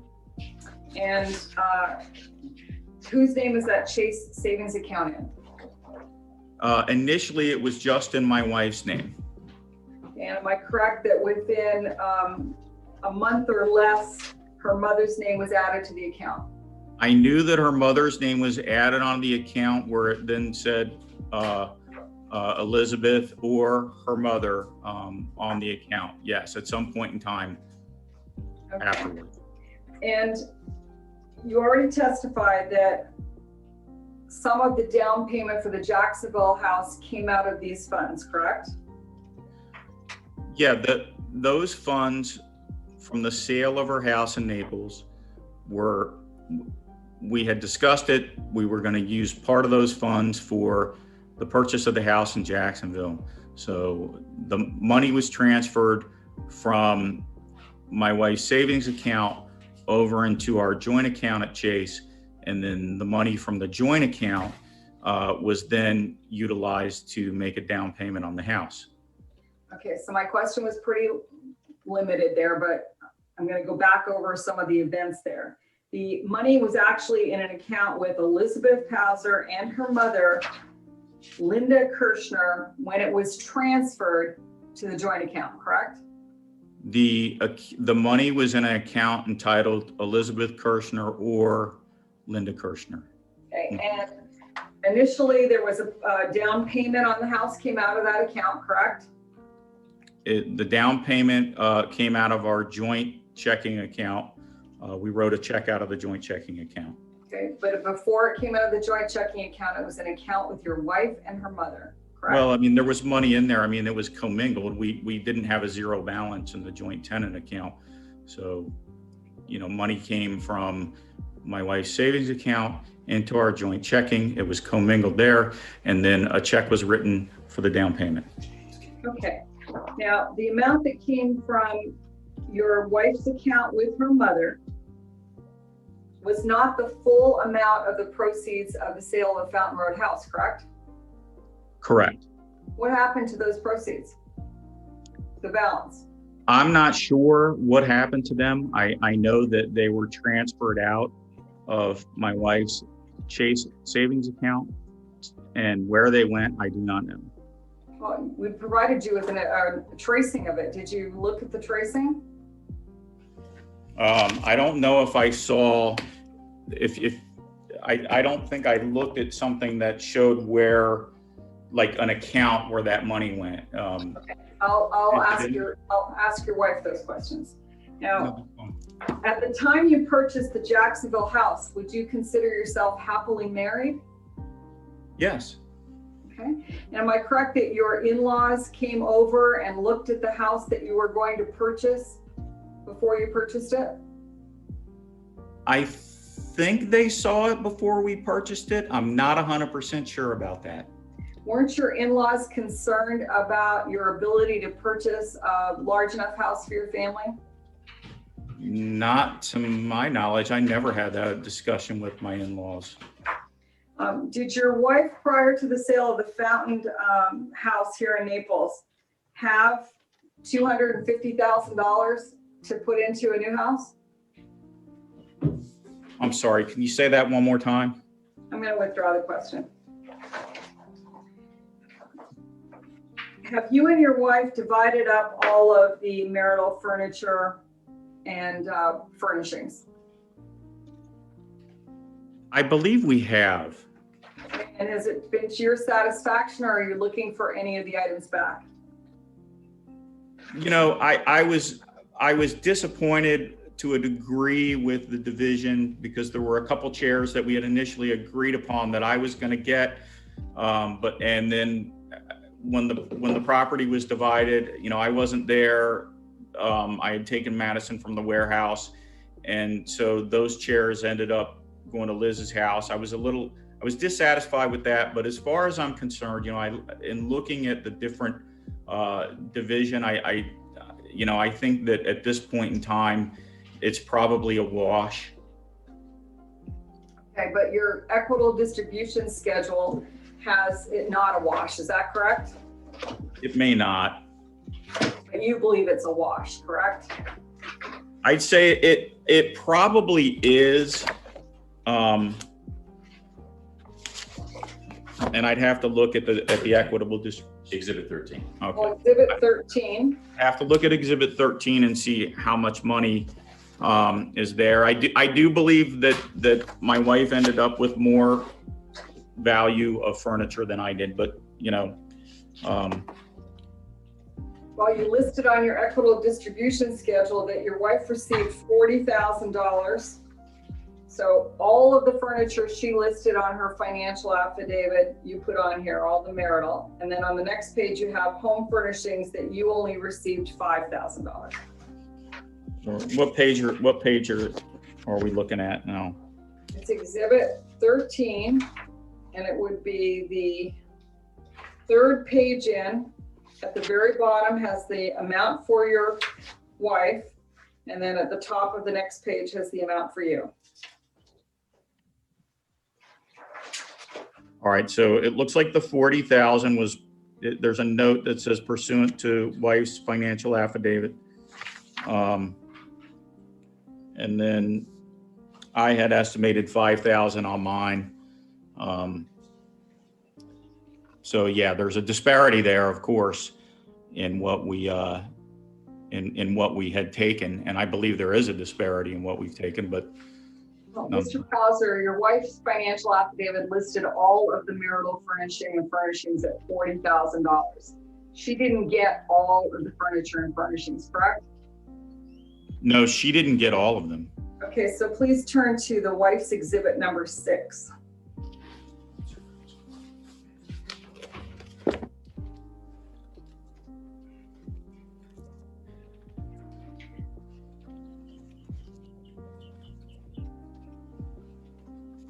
Ms. Hall, what number is this? It's wife's exhibit 6, Your Honor. Okay, thank you. Are you there, Mr. Pauser? Yes. Okay, did you receive the items that are listed beside your name?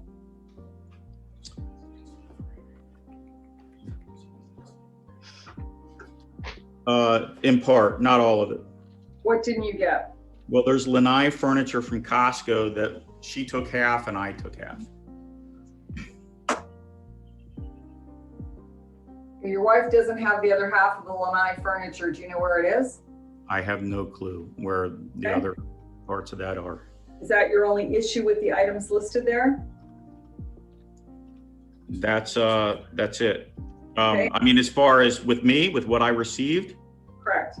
Okay, as far as with what I received, no. I mean, I don't agree with the dollar amounts assigned to this, but as far as the items, these are things that I received. All right, the items listed under Liz, did she receive those items? She received these items and more. Okay. Do you have any schedules to demonstrate the values that you put on your equitable distribution schedule? I do not have any schedule to demonstrate the values. But you did say you believe it's pretty well washed, correct? I would say it's probably a wash. I think that there's, again, looking at your client's amended 6, I will say that there are a number of things on there that she has that aren't accounted for here.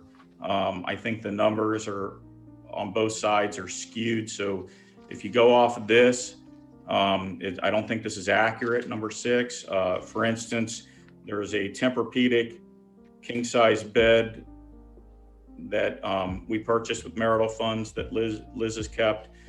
My daughter's queen size bed purchased with marital funds that have been kept. There's a large amount of toys that were purchased for our daughter. And if you don't know this, in this day and age, toys are really expensive. And I'd say Liz probably kept 75%, 80% of the toys. I got probably 20%. So that's another thing that's not on there. Madison's furniture was purchased by your in-laws, correct? That I don't know. I think that no. That bed, the bed that Madison sleeps on now at Liz's house was purchased by Liz and I on Costco.com. I'm certain of it. Mr. Pauser, I'm going to move Ms. on. Hall? Yes. Ms. Hall, I don't mean to mess up the flow, but how long do you expect to have? Just because I have another hearing. If it's only a couple minutes, we'll continue. If it's more, then. Yeah, I suggest we break, Your Honor. I'm sorry, it's moving. Okay. All right. Let's break in. We'll come back. Is 1:45 too soon for you all, or? What time is it right now?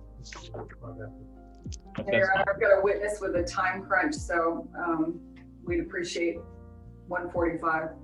Okay. 1:45 it is. I'll see you then.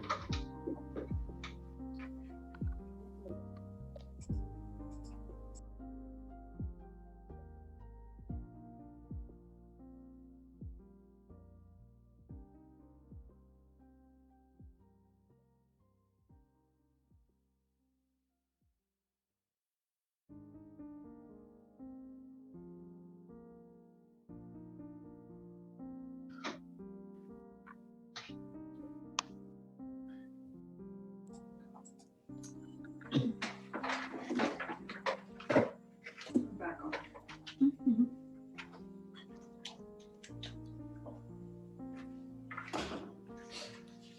Good afternoon, everybody. Welcome back.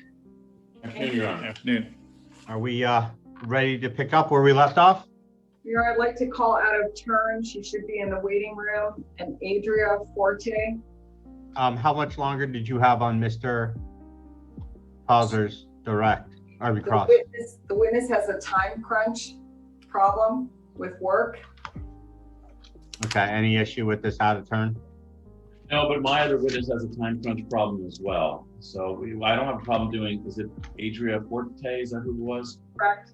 I don't have a problem with doing her right now. If we can do her, if we can do my extra witness right afterwards really quickly. Okay, no problem. This is much easier than doing it at an airport, so this is better. All right. Ms. Hall, please call your next witness. Adria Forte.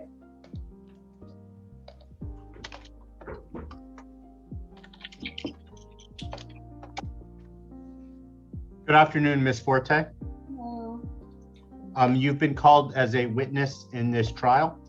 I'm going to have the clerk swear you in, and then the attorneys will be asking you a few questions. Madam Clerk, can you please swear in Ms. Forte? If you can raise your right hand. Do you swear or affirm that the testimony you shall give shall be the truth, the whole truth, and nothing but the truth? I do. Can you please state your name and date of birth for the record? Adria Pratt Forte, date of birth is 12. Sorry. Date of birth is? 12/4/1980. Okay. Please proceed, Ms. Hall. Yes, thank you. Good afternoon. Could you please state your profession? I am a licensed mental health counselor And where do you currently reside? in Jacksonville, Florida.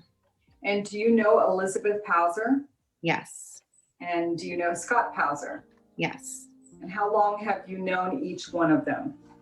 Approximately 5 years. Can you tell me how you came to know Mr. and Mrs. Pauser? I met Liz through a friend when our children were little, so play group.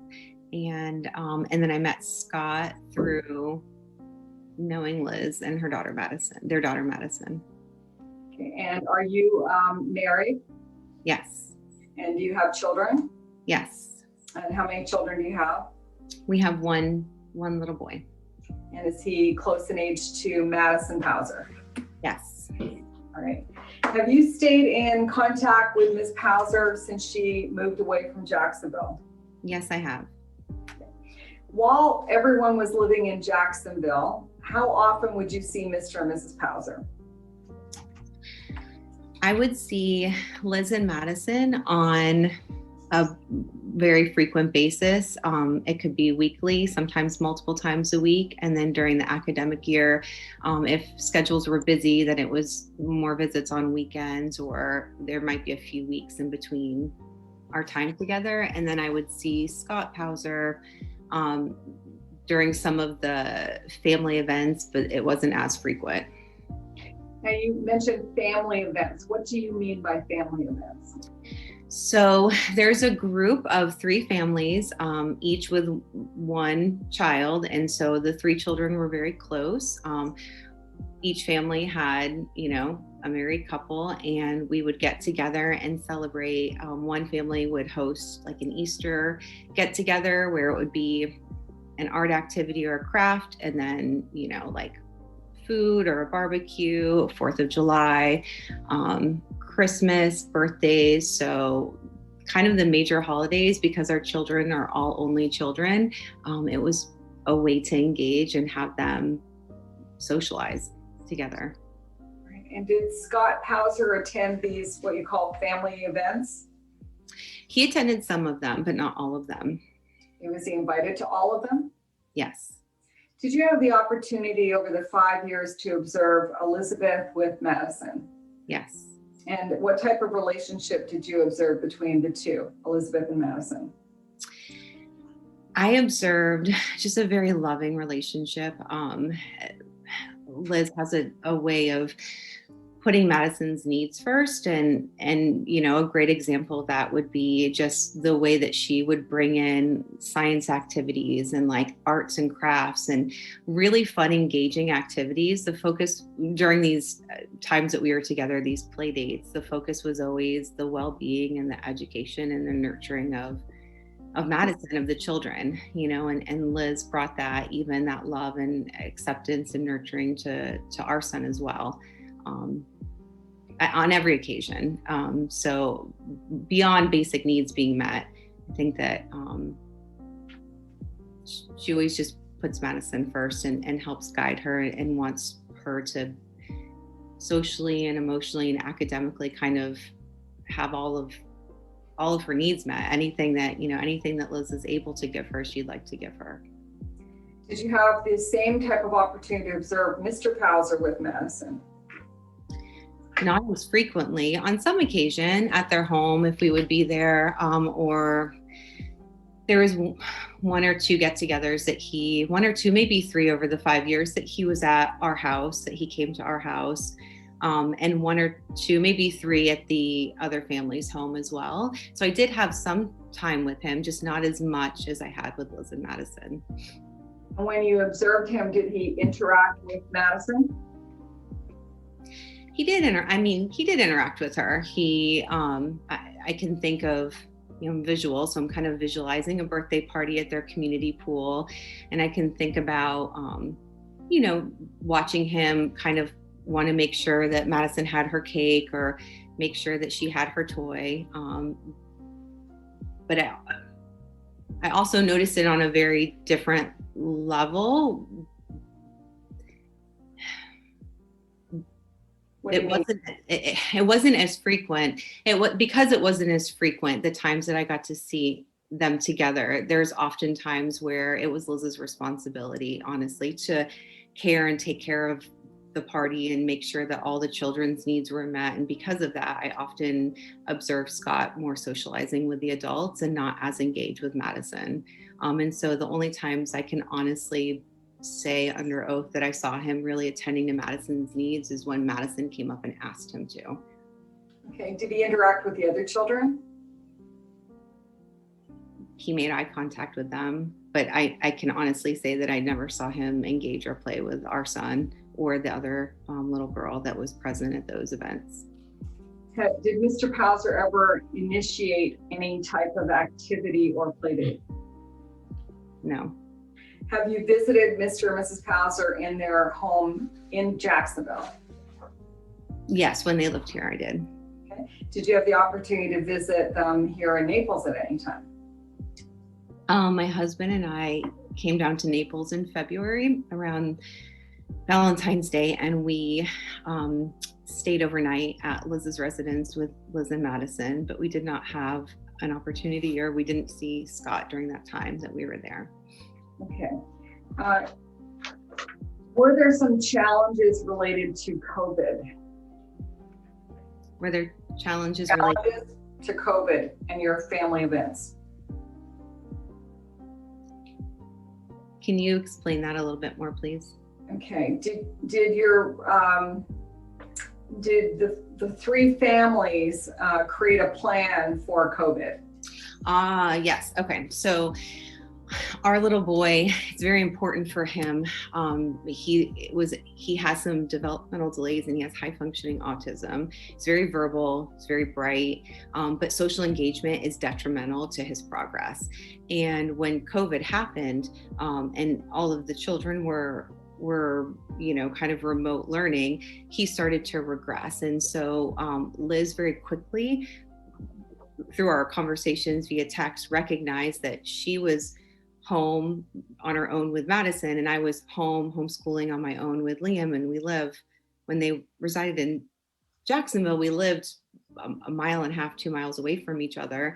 And so we made a commitment that we would both have our groceries delivered via Instacart, and then we would socially distance and not go out and do other things and just have the children play together. And we did that a few times a week outdoors, where they had water play, and we have a trampoline in a large yard. And we were able, I can honestly say that saved our son's progress. He bounced right back, and I could see both of them socially, Madison and our son Liam, absolutely thrive during that time. When in my profession, I watched other children have a very difficult time and regress because of the social distancing and isolation that COVID produced. Have you observed any problems with Madison that has caused you to give any advice to Liz? I'm going to object at this point. Ms. Forte was not tendered as an expert. I get the fact that she apparently is a licensed mental health counselor, but if we're getting to the point now with opinions or observations that would be normally in the province of an expert, it's inappropriate. I'm not sure if that's what the question was designed to elicit, but I do agree with you, Mr. Lombardo. If she's speaking in terms of her profession, then I would sustain that objection, but it's not clear to me that that's what's happening yet. So I'm going to overrule the objection for now. Did you understand the question? I'm not asking you as a professional or a therapist. I'm asking you, did you observe anything with Madison that you raised as a concern to Elizabeth? As a mom and a friend, I can answer that question as a mom and a friend. There were times during my own motherhood of my son that had some developmental delays that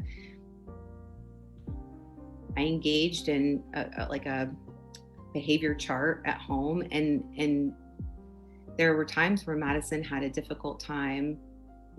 Even in the play with our son, there was times where she had a difficult time speaking up. She would get very shy and timid. She had a hard time speaking up, or she would have a hard time maybe like following a direction, having a little bit of like a meltdown.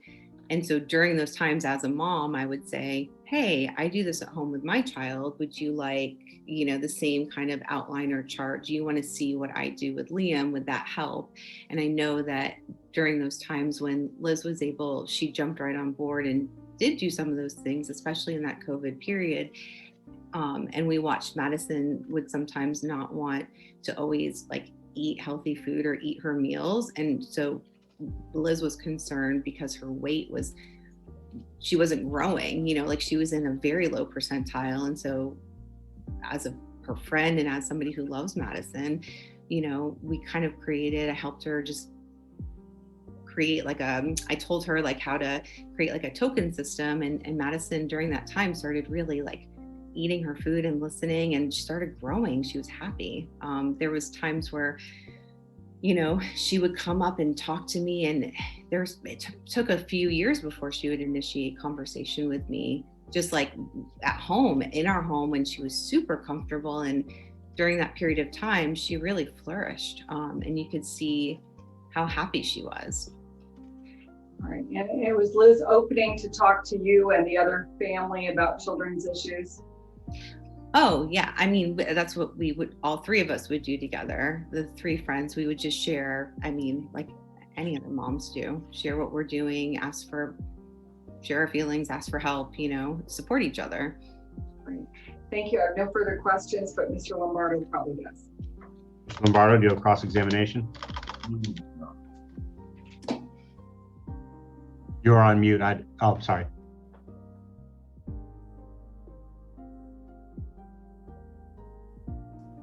Nothing, Your Honor. We have no cross. Okay. Thank you very much, Ms. Forte, for your time. Okay. I'm going to send you out of the Zoom room. Okay. All right. Now, I guess, are we hearing Mr. Lombardo's witness out of turn? Well, we asked her to come back. She was here earlier. We asked her to come back, so we're waiting for her. Can we just continue with We this? have Paige Ormond is in the waiting room right now. Is that who you're talking about? That would be my other short witness, Your Honor, and I'd That's like fine. to take her while we're waiting. Okay. What's her name again? I'm sorry. Paige Ormond. Okay. All right, Ms. Hall, please call your next witness. Paige Ormond, please, Your Honor.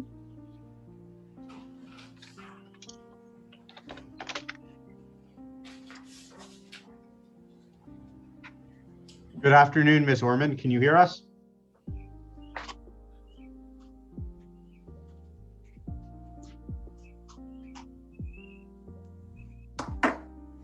Good afternoon, Ms. Ormond. Can you hear us?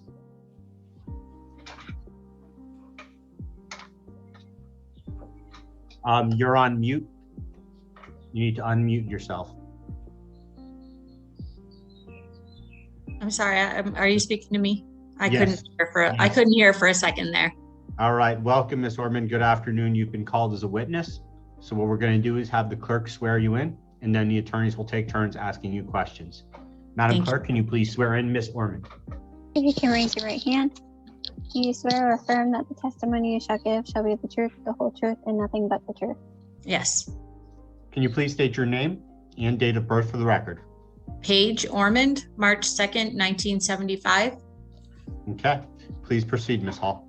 Thank you. Good afternoon, Ms. Ormond. Could you please state what your residence location is? I live in Arvada, Colorado. Right? And what is your profession? I'm an attorney. Do you know Elizabeth Pauser? Yes. And how long have you known her? I've known Liz since we were 7, second grade. Okay. And do you know Scott Pauser? Yes. And how long have you known him? I met Scott in 2013. I want to say October or maybe early November of 2013. Have you remained close to Mr. and Mrs. Pauser throughout their marriage? I've remained close to Liz throughout their marriage. Have you had contact with Mr. Pauser throughout the marriage? I have had some contact with Mr. Pauser. Have you stayed in their home in Naples, for example? Yes. Have you stayed in the Jacksonville rental they had? Yes. Have you stayed in the Jacksonville home that they lived in? Yes. Okay. Do you recall the time period when Mr. and Mrs. Pauser were purchasing a house in Jacksonville? I do recall that time period. Yes. Do you recall when that was approximately? I think it was late 2014, December maybe, when they purchased that house, or went under contract at least. Now, why do you specifically recall another couple buying a house? So my partner and I were buying a house at around that. We had started looking. We didn't end up buying until a little bit later, but we started looking for a house around that same time. And so Liz and I had discussions about, some of the difficulties of finding a house, and we both had about the same price range when they first started looking.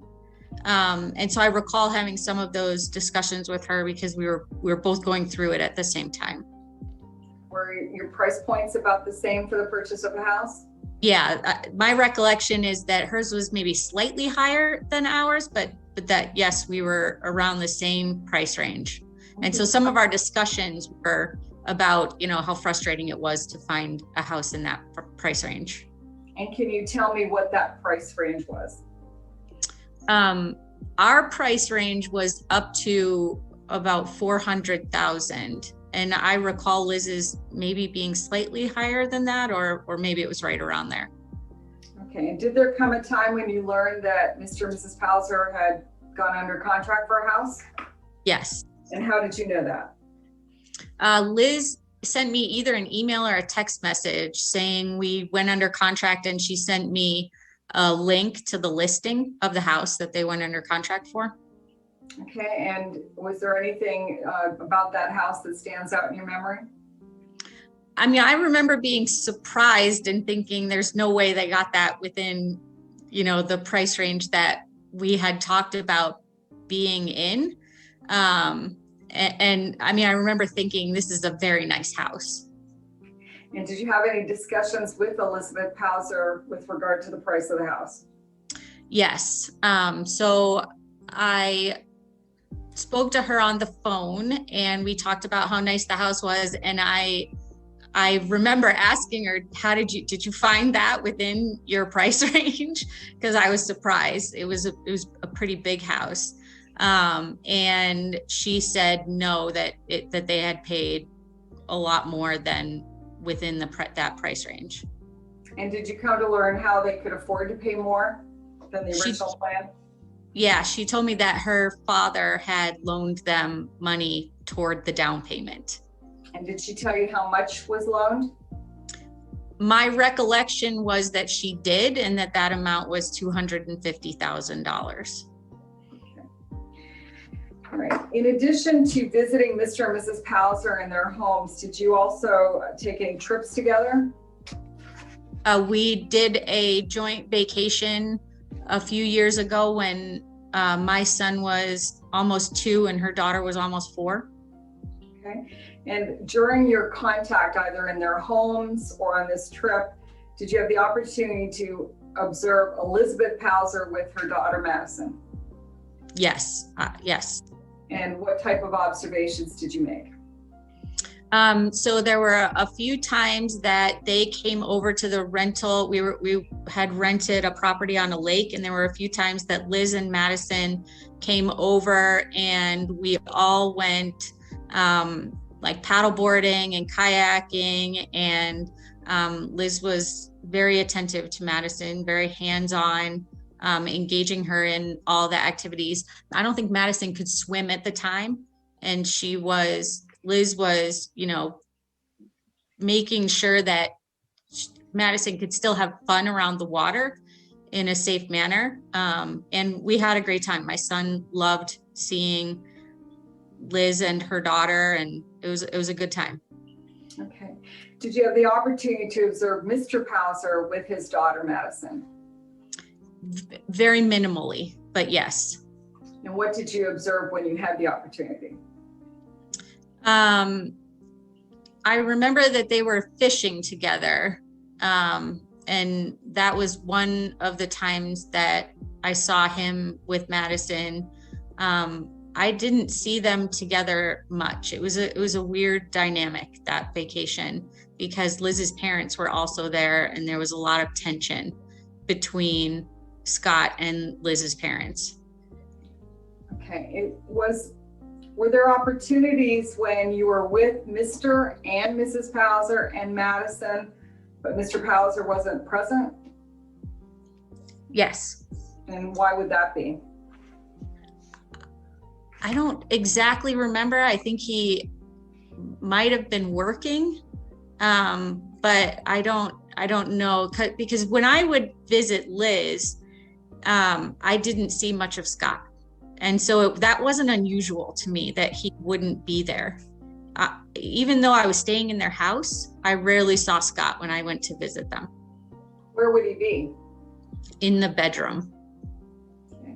Or at work. Okay. We have just a moment, Your Honor. Sure.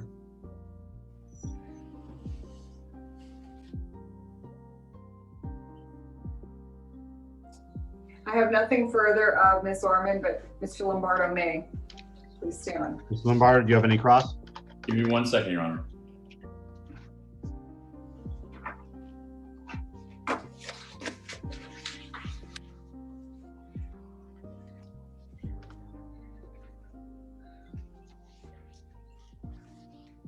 Ms. Norman, how many times did you go to Jacksonville to visit them?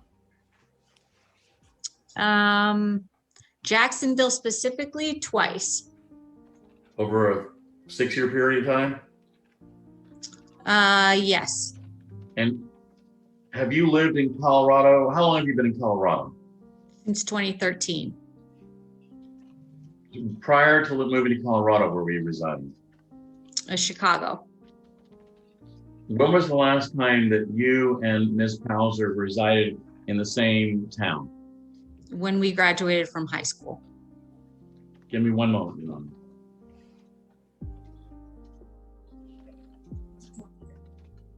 I have nothing further, Your Honor. Okay. Any redirect? No, Your Honor. Okay. Ms. Orman, thank you very much for your time here today. You may exit the Zoom room. Thank you. Your Honor, if we can call Karen Copland and take care of that real quickly, that would be appreciated. I don't have her in the Zoom room. Is this She's in here person? That's really weird. I know. Right. I'm doing things very strangely. Yeah. We're actually having human-to-human contact. All right. Microphone.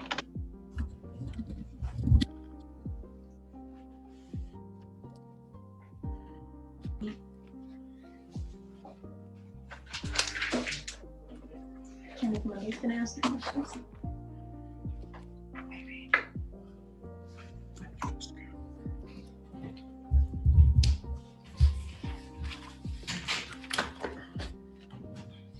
Are you ready, Your Honor? Yes. Good afternoon. Ms. Copland, can you please state your full name for the record? Hold on one second. Madam Clerk, can you please swear in the witness? If you can raise your right hand. Do you swear or affirm that the testimony you shall give shall be the truth, the whole truth, and nothing but the truth? Yes, I do. What is your name? Karen Coney Copland, Can you spell the last name? Coney, like the island, Coplin. Coplin. And when's your date of birth? 9/28/65. Okay. I can't help but notice that there was some sort of paper in front of you. I'm going to ask you at this time to put that aside. All right. Please proceed, Mr. Mundy. Yes, Your Honor. Ms. Copland, where do you presently reside? 1260 Forest Ave, Naples, Florida, 34102.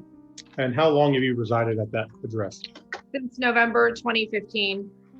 And when did you first move to Naples, Florida? In April 1994. So is it correct that you've been in Naples for approximately 27 years? Yes. Could you please provide us with a brief description of your educational background, including your highest level of education? Yes, I graduated from the State University of New York College at Oswego in 1987 with dual degrees in political science and American studies. From there, I went directly to Cornell Law School, where I graduated in 1990. And what is your present occupation? I'm a realtor with Downing Fry Realty. And what certifications or licenses do you presently have? I'm licensed by the state of Florida to sell real estate as a sales associate, and I also am a member of the Florida Bar. And when did you first obtain your real estate license? In the year 2000. So you've had your license for approximately 21 years? Yes. And who are you presently employed by? Downing Fry Realty. And who were you employed by before Downing Fry? From 2000, when I got my license, to 2010, when I departed for Downing Fry, I was with Premier Sotheby's International Realty in Naples. Do you specialize in residential real estate or commercial? Residential. And have you always specialized in residential? Yes. Now, being a realtor for as long as you have, are you familiar with the rental market in the city of Naples? Yes, I am, and outside the city as well. And have you assisted any clients with obtaining rentals in Southwest Florida? I have. Approximately how many rentals do you assist clients with on a yearly basis? I would say directly, I probably assist 2, and indirectly, I probably assist a dozen or more. And since the pandemic has came upon us, have you seen a difference in the real estate market in Southwest Florida? Yes, the inventory is at an all-time low in almost every neighborhood, both from a sales perspective as well as from a rental availability perspective. And has this pandemic increased or decreased the valuations of properties in Naples, Florida? It's dramatically increased the valuations. Now, are you familiar with a subdivision in Naples called Old Cypress? Yes. Have you assisted any clients with any purchases, rentals, or anything of that nature Yes, in I Old have. Cypress? And how many occasions? I was interviewed to lease a property for clients that were getting divorced, and I ended up selling that property. And that was my only listing there, but I have taken buyers through there dozens of times. Okay, now are you aware that the wife in this matter, Elizabeth Pauser, presently resides in Old Cypress? Yes. And do you recall what her address is? Probably I do. I want to say 7501 Lantana Circle. And have you seen pictures of wife's residence? Yes, I have. And where did you obtain these pictures? From the MLS sales listing. Do you recall how many bedrooms this residence has? 4 bedrooms. Do you recall how many bathrooms? I want to say 4 baths. And do you recall the approximate square footage? It was just under 3,000 square feet. And does this residence have a pool? Yes, it does. Now, do you customarily run comparables when representing other clients to determine the fair market value of a rental? Always. And did you conduct any comparable research pertaining to Mrs. Pauser's residence in Old Cypress? Yes, I looked at the most recently rented properties in that particular subdivision, in Old Cypress as a whole, and then also in the geographic territory, which MLS creates for comparables because they are all close at hand. And did you come across any residences that were rented on Mrs. Pauser's street? Yes, there were 2 or 3 as I recall. Now, do you remember the approximate size of those homes, the number of bedrooms and bathrooms, and whether they're comparable to Ms. Pauser's?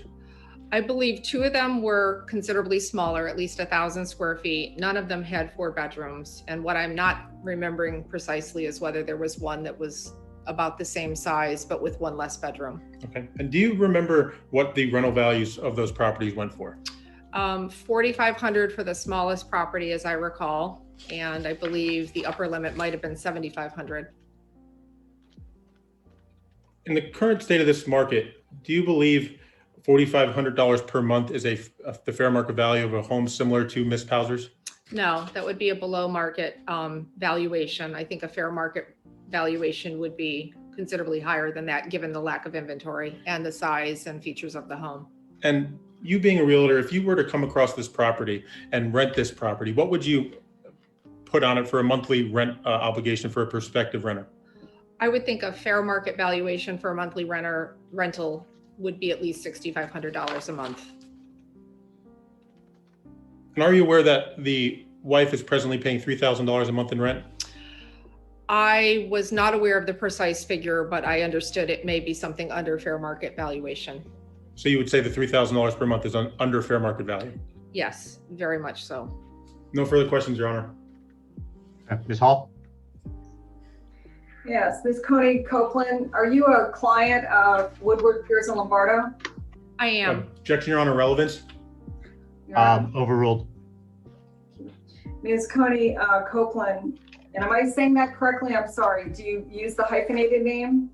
It's not hyphenated. You can just use Coney. That's fine. Okay, thank you. Ms. Coney, you don't know Ms. Pauser at all, correct?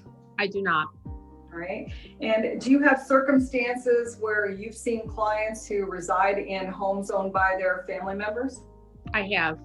And have you seen them paying rent less than market value? Actually, because a lot of people set up, I want to say Cupert trusts, Cuperts, they generally pay fair market rental value. Wasn't it true that more often than not, they just pay enough to cover the expenses? I don't know if I can answer that fairly. I don't know if it's more often than not. I would say it's not more often. Okay, right. How many individuals do you know that are renting properties from family members? At the moment, 3. Okay, where are those properties? 2 are along Gulf Shore Boulevard and 1 is in Port Royal. Okay, the Gulf Shore properties, what are the value of those 2 properties? The value of the rental or the value of the property? The rental value. I apologize, I wasn't clear. I believe 1 is about $7,500 a month for a 2-bedroom property. And I'm not clear if the other one is something north of $13,000 a month. Okay, and the 3rd property? Is in Port Royal, and that was $15,000 a month. $15,000 a month. Okay, I have nothing further, Ms. Coney. Thank you for your time.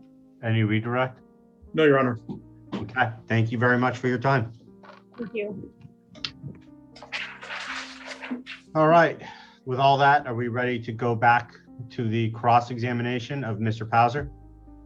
Yes, Your Honor. All right. Give me 1 second, where were we? When we left off, we were talking furniture. Your Honor, can we just take a very brief break? Sure. It's 2:20, let's just do 5 minutes. Thank you, Your Honor. Thank you.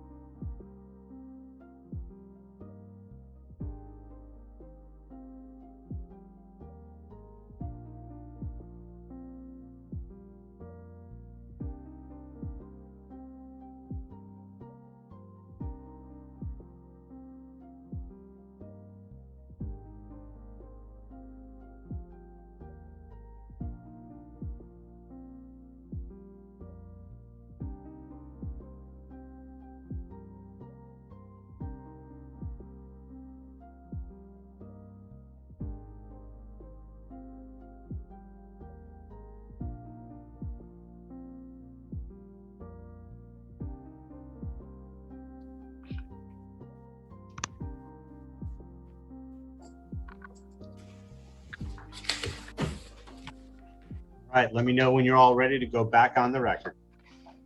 We're ready. We're ready, Your Honor. All right, please proceed, Ms. Hall. Thank you. Mr. Pauser, I want to move off furniture and go to the sale of the Jacksonville house. Am I correct that prior to the closing, you went to Wells Fargo and obtained forms to open up a new account? Correct. You have a nephew who works there, correct, and who got the forms for you? Correct. And am I also correct that Ms. Pauser had come down to visit you in Naples and you gave her those documents to sign in a parking lot? That's right. As Liz was leaving town, I brought the forms over to her on her way out of town. So we just met in the parking lot for her to sign off on those. Okay, and that was an account at Wells Fargo that require both parties to approve all transactions, correct? Yes. And that was quite a bit before the closing date, correct? I don't remember the exact date, but it left plenty of time for us to get it opened and then have the account. Okay, and the proceeds did not end up going into that account, correct? Correct. And Ms. Pauser at no time was given any checks or anything related to that account, right? No checks, no credit cards or anything off of that account. Okay. And at closing, you insisted that the proceeds be split 50-50 right at closing, right? No. Okay, well, whose idea was that? The way it worked was I had indicated to Liz that I was not comfortable closing and having the funds put in our joint checking account for fear that the money, because of what had happened and the goings on earlier with our conversations, I did not want to put it in the joint checking account. So that's why that joint account at Wells Fargo was opened. Liz had indicated she didn't want to put the money in the joint Wells Fargo account. I said, okay, fine. Then the next option in my mind is to have it put into an escrow account and we can work this out to see, how the funds will eventually be distributed. That was declined by Liz. And I said, well, then, we can have separate checks cut in half, one for you and one for me. And she said, that's what I would rather do. Would it be fair to say that since you closed on that house, your in-laws have been cleared, they believe they're owed money? I'm sorry, Ms. Hall, I couldn't quite hear you on that one. So would it be fair to say, Mr. Pauser, since you closed on the sale of that house, your in-laws have indicated to you they believe they're owed money? No. Okay, how soon did that start? I received a letter from from my in-laws. I think it's in the exhibit that is in evidence with the correspondence from my in-laws.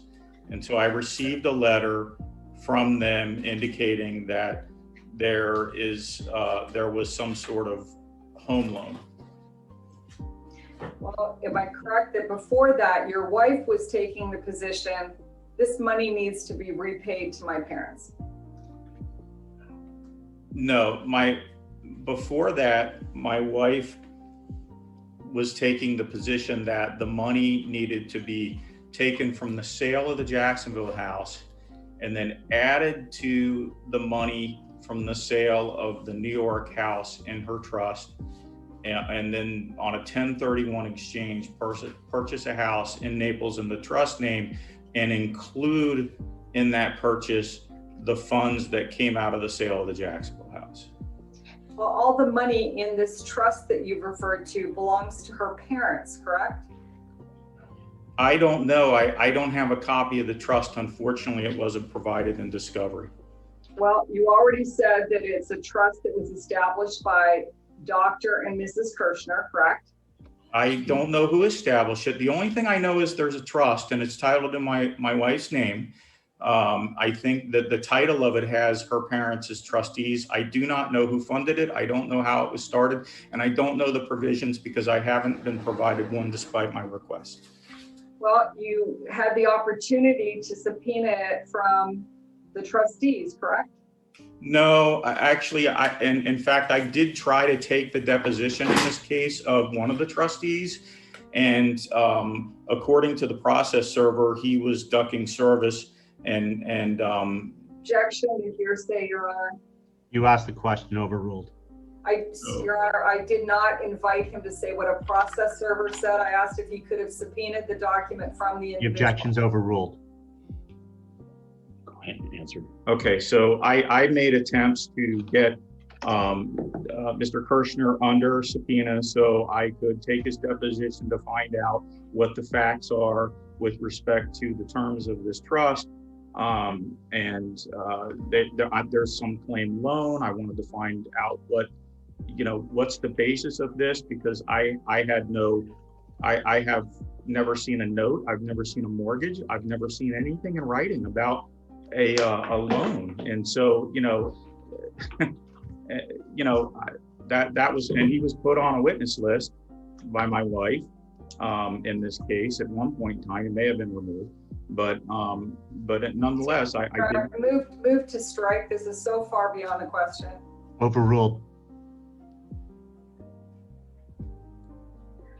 Mr. Pauser, my question to you was very simple.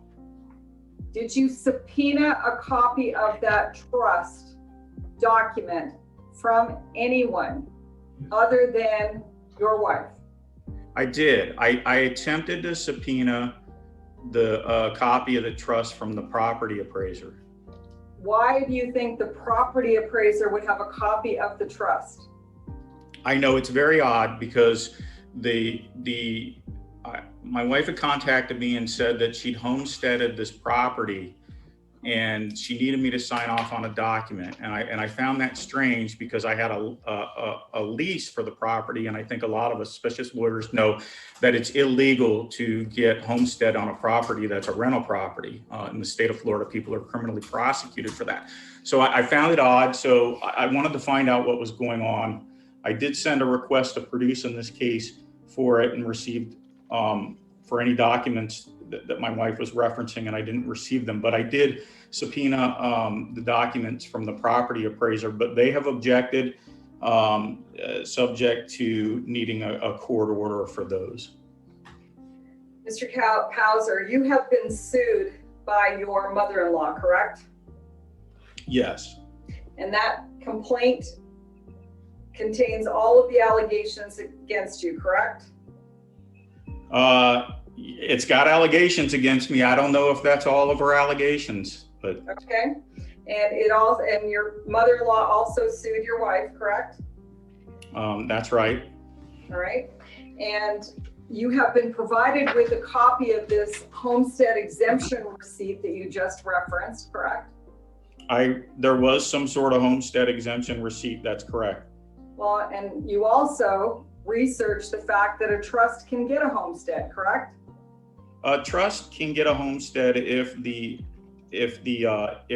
individual, I believe an individual still has to apply, and as I understand it, and this is not something that I have a full legal understanding of per se, but as I understand it, if there is a sufficient basis for the property appraiser to determine that the person residing at the residence has a sufficient ownership interest in that property per the trust documents. So they're going to read the trust documents and say, okay, does Liz Kirshner have a sufficient ownership interest in this property to grant her a homestead here on this property, even though it's in trust name? That's my understanding of how it works. Well, my question was pretty simple. A trust can obtain a homestead on a property, correct? Yes. And the trust in this particular case has the homestead exemption on the property where your wife resides, correct? To my knowledge, yes. Okay. Thank you. Now in your exhibits, exhibit number 22, But you don't have to turn to it. I'm sorry, I'm giving you the wrong number. I want to give you the right number here. You put into evidence what you believe to be pictures of your wife's current residence, which is Exhibit 22. Do you remember putting those into evidence on your direct? Yes. And Mr. Lombardo had you scan through the pictures there? Yes. And you testified those are accurate pictures of your wife's residence? I did say, to the best of my knowledge, because you know, I can tell you that from the outside it looks like my wife's residence. I have never stepped foot inside my wife's home. Well, that's my point. When you testified that those were, for your personal knowledge, copies or pictures of your wife's current residence, you don't know that, correct? No, I don't know. Like I said, the photographs from the outside do to me to appear to be the resident.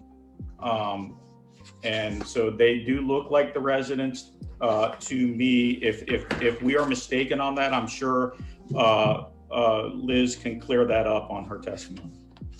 Thank you for that. Now, one of the issues you raised is the 2020 tax filing by your wife. Sir, at any time, did you contact your wife and ask her to either join in a joint tax return or ask her what she was doing about her tax return for 2020? No, I didn't.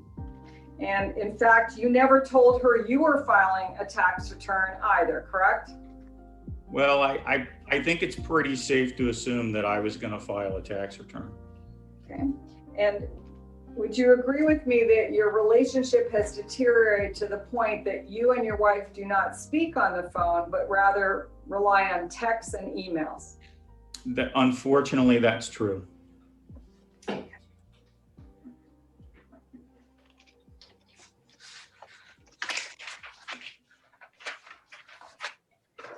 Now, in this litigation, am I correct that you filed a motion to compel, correct? We did file a motion to compel. Okay, Can I ask for clarification? What litigation are we talking about? This litigation. All right. Well, I didn't know whether we were still on the lawsuit that her mother filed. Well, I left that before the tax return discussion, but I'm talking about this particular case, Mr. Kauser. You filed a motion to compel, right? I believe there was a motion to compel some tax returns. And the motion to compel is for your joint tax returns for 2013 through 2016, correct? That's right. And has your wife repeatedly told you she doesn't have those tax returns? No, that's not initially what she said. Well, sir, has she sent that to you in writing, in emails? But prior to sending the emails in writing, she had just said, well, I'll get them to you. And I know when we were still speaking on the phone, the issue had come up and I had said, hey, I need the tax returns. And your wife gave you the 2017, 18, and 19 tax returns, correct? Right. Initially, I asked her for those years. And then I came back to her and I said, you know, I want to get the rest of the tax returns. They were kept in the same exact place together. The 2017, 2018, 2019 were kept in the same file boxes as the others. And I said, please get them to me. I did a request. Then she said, you have to request it through my attorney. I made that request. And then the response to the request was, you already have them. The response to the request to produce was not, we don't have them. Well, sir, isn't it true that the actual text message or email message says, I will look for them initially, and then it's, I don't have them? There was, well, I will tell you this, that the initial conversation was, I'll get them for you. And then it was, at one time she says, I'll bring them to mediation. And then they didn't arrive at mediation. And then eventually it came down to, I looked and I don't have them. But that was not initially the response. And I might add that it was not the response in the official response to our request to produce. It wasn't said, we've looked for them and we don't have them. That's not what was said. No, the initial response was 3 tax returns produced, and the other response was the husband has the other tax returns, correct? I'd have to look at the response I don't know if we have the motion here, but I'd actually like to see it. Okay, you also propounded interrogatories. We did. There was standard mandatory disclosure, correct? Yes, And then you did 2 more requests for production from your wife. we did. Then you requested her deposition but didn't take it. We did request her deposition and we decided not to take it. And I think we're just out of time. Okay, and then you requested taking her father's deposition, but you've already testified you didn't get him served, correct? We made multiple attempts to get him served, and unfortunately, there was no cooperation there. Okay. All right. Now, am I correct that your wife sends you emails and keeps you up to date on things like Madison's health? She will send me emails and text messages keeping me up to date on what's going on with Madison. And she sends you emails keeping you up to date on educational issues, like who the teacher was that day or what the assignments were? On occasion. And she, let me ask you this, has Madison had any weight issues? Madison has always been small for her size. And I say she eats like a baby bird. And, you know, so it's always something I'm trying to get food in the kid. And I know Liz is too. And so, you know, that's the struggle, if you will. I know I looked at Madison's chart from her most recent visit to the pediatrician, and, you know, it looks like Madison was right about at 39 pounds. You know, it was noted she's light, but, you know, there wasn't a concern by the pediatrician that required any intervention at that time, at least according to the pediatrician's chart notes here in Naples from February of this year. Your child is in the 7 to 9 percentile for weight, correct? Yeah, I would guess that that's correct. I can't tell you for sure, but I know she's always been small for her age. Okay, so do you take issue when you're, well, let me ask this. Your wife was primarily responsible for all of Madison's meals up until the time you were physically separated here in Naples, correct? No. Well, you testified earlier you would occasionally grill. Other than occasionally grilling, isn't it true that Ms. Pauser was primarily responsible for Madison's meals while you were in an intact family? I would say that she was primarily responsible, but I frequently feed Madison or give her a meal. So it's. And so you take issue now when your wife sends you an email giving you a list of all the things that Madison likes to eat. You think that's micromanagement?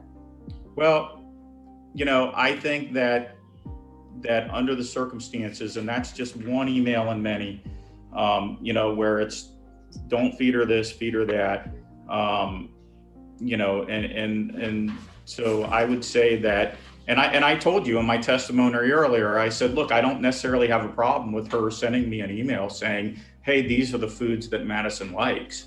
I don't have a problem with that. So I don't take issue with that. And the emails you specifically talked about with the list of food, isn't one of the problems that it turned out you and your wife were feeding her the same meals back to back, and therefore Madison was not eating some of them, and the goal was to change it up?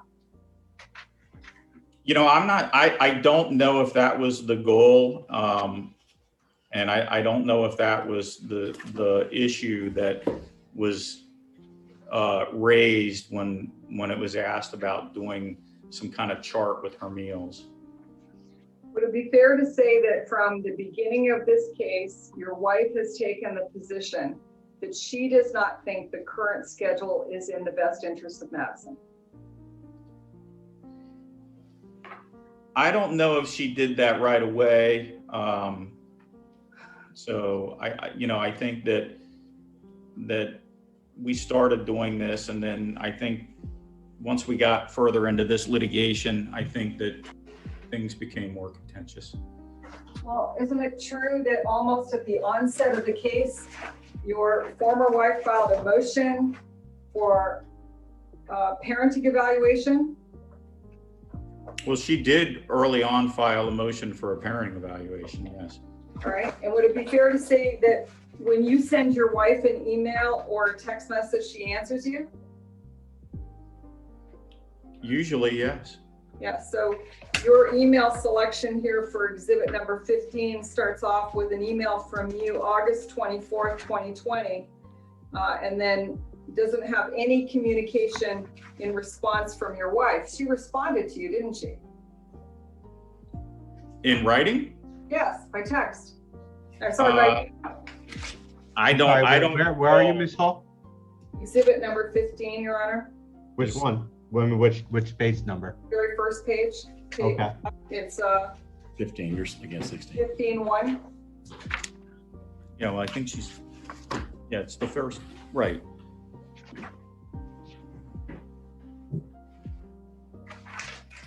So I correct. have.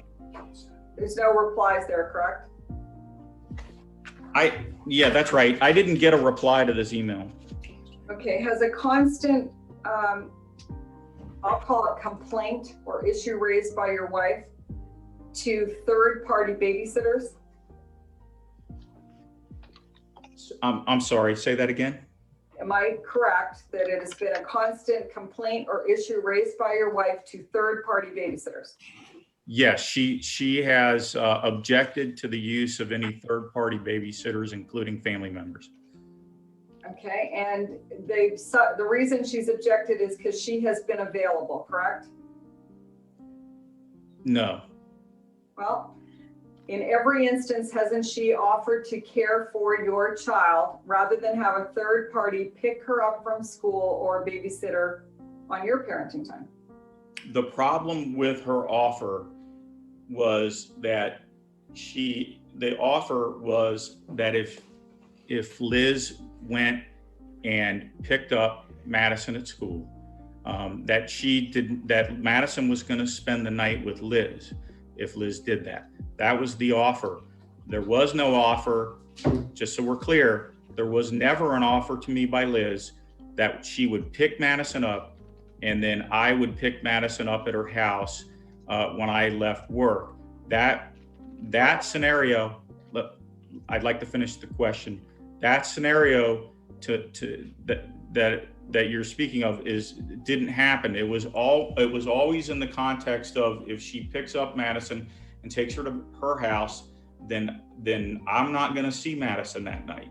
And nowhere in exhibit 15 does your wife say that I'm going to pick up the child and keep her. You can't have her back, correct? Well, that's right. It may not say that, but we had telephone conversations earlier on when we were still speaking, where I brought up that idea of, look, that's fine. I'll pick her up at your house. I would have been fine with that. I'm fine with. I would have had no problem with that. Why on earth would I? Sir, you believe that it's good socialization for Madison to spend time with either Julie Coleman or Robin Schiller as opposed to her mother? Yes, I think that it is beneficial, especially for an only child, to have interactions with family members and other close friends of family, kids of different ages. I think it's beneficial for an only child. Still do. One of the problems here is I asked about two people and the answers keep going on and we're going to run out of time here. I'm trying not to cut off Mr. Palliser, but he's... Keep on going, Ms. Hall. Your wife has reported that your daughter has been wetting the bed, correct? I think there was one instance or two. I've not had her wet the bed at my house. Okay. Your wife has asked if she could take her to a play therapist, correct? Yes. And you've objected? Yes. Why have you objected? Because when I have Madison, I don't see anything with Madison that makes me believe that she needs any sort of therapy, medication, or anything like that. She seems to be a happy and well-adjusted child. I have not had any bedwetting at my house. And so on that basis, I did not think that it was necessary. And then in light of the fact that we're in litigation where, there's litigation issues and there was a request for a parental evaluation, I guess I just questioned if there was maybe an ulterior motive.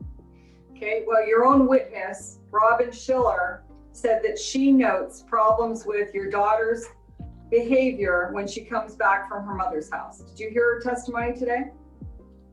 I heard her say that Madison is, shorter, and some of her responses are less warm, but that's it. I didn't hear anything about bedwetting or. Do you agree that if your daughter is having problems at her mother's home, even if you don't see it, that it would be appropriate for your wife to seek help for her, or for both you and your wife to seek help for her? No, I looked at it. Well, can I ask you to clarify your question? You talking about this play therapy? That's generally what type of therapy for children this age there is, play therapy. Yes. All right, Yeah. this isn't back and forth question and answer time, except for Ms. Hall just asked the question. Mr. Pauser just answer it. I think he asked me to clarify what I meant, Judge, and I apologize. Okay. That's the question. Therapy for your child, which I will say that generally at their age is play therapy. Yes, I'm not agreeable at this point for Madison to do any sort of therapy, including play therapy. I haven't seen any reason that she needs it. You entered into evidence at your exhibit number 18, pictures of yourself with Madison and family with Madison, and I'm going to call it just the mom's group because that's kind of what we called it. Do you remember those pictures? Yeah. Those pictures were all taken during COVID, right? I'm not. I mean, I guess are we still in COVID or I guess can you clarify? Well, the first few pictures are in November of 2020, Thanksgiving, correct? Yes. And the Halloween pictures would be in October of 2020, correct? The Halloween pictures were. The pumpkins at page 12. Yeah, I think that might have been after Halloween, but. Let's call it the fall of 2020 then. Yeah, I think that was after Halloween, but but probably November of 2020. Then you have pictures in here from December. And when was this, it looks like a birthday party. That's right. When was that party?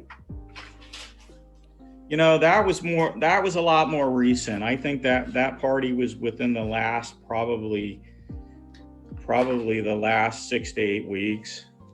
Okay.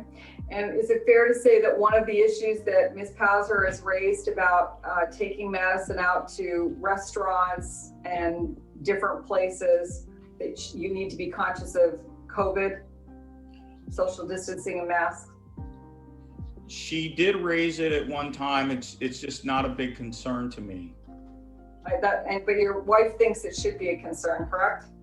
Well, here's the thing. I disagree that Liz really thinks it's a concern. Okay. Because my daughter goes to school and she can wear a mask. It's optional, and Liz has never required her to wear a mask. How do you know? Excuse me? How do you know that? Because Liz and I talked about it before we sent her, and we talked about masking and how our child's not going to wear a mask at school. Your wife has facilitated FaceTime and text messaging between you and your child, correct? Yes. you didn't put into evidence any pictures of yourself and Madison or any activities that predate the filing of this case, right? Probably not.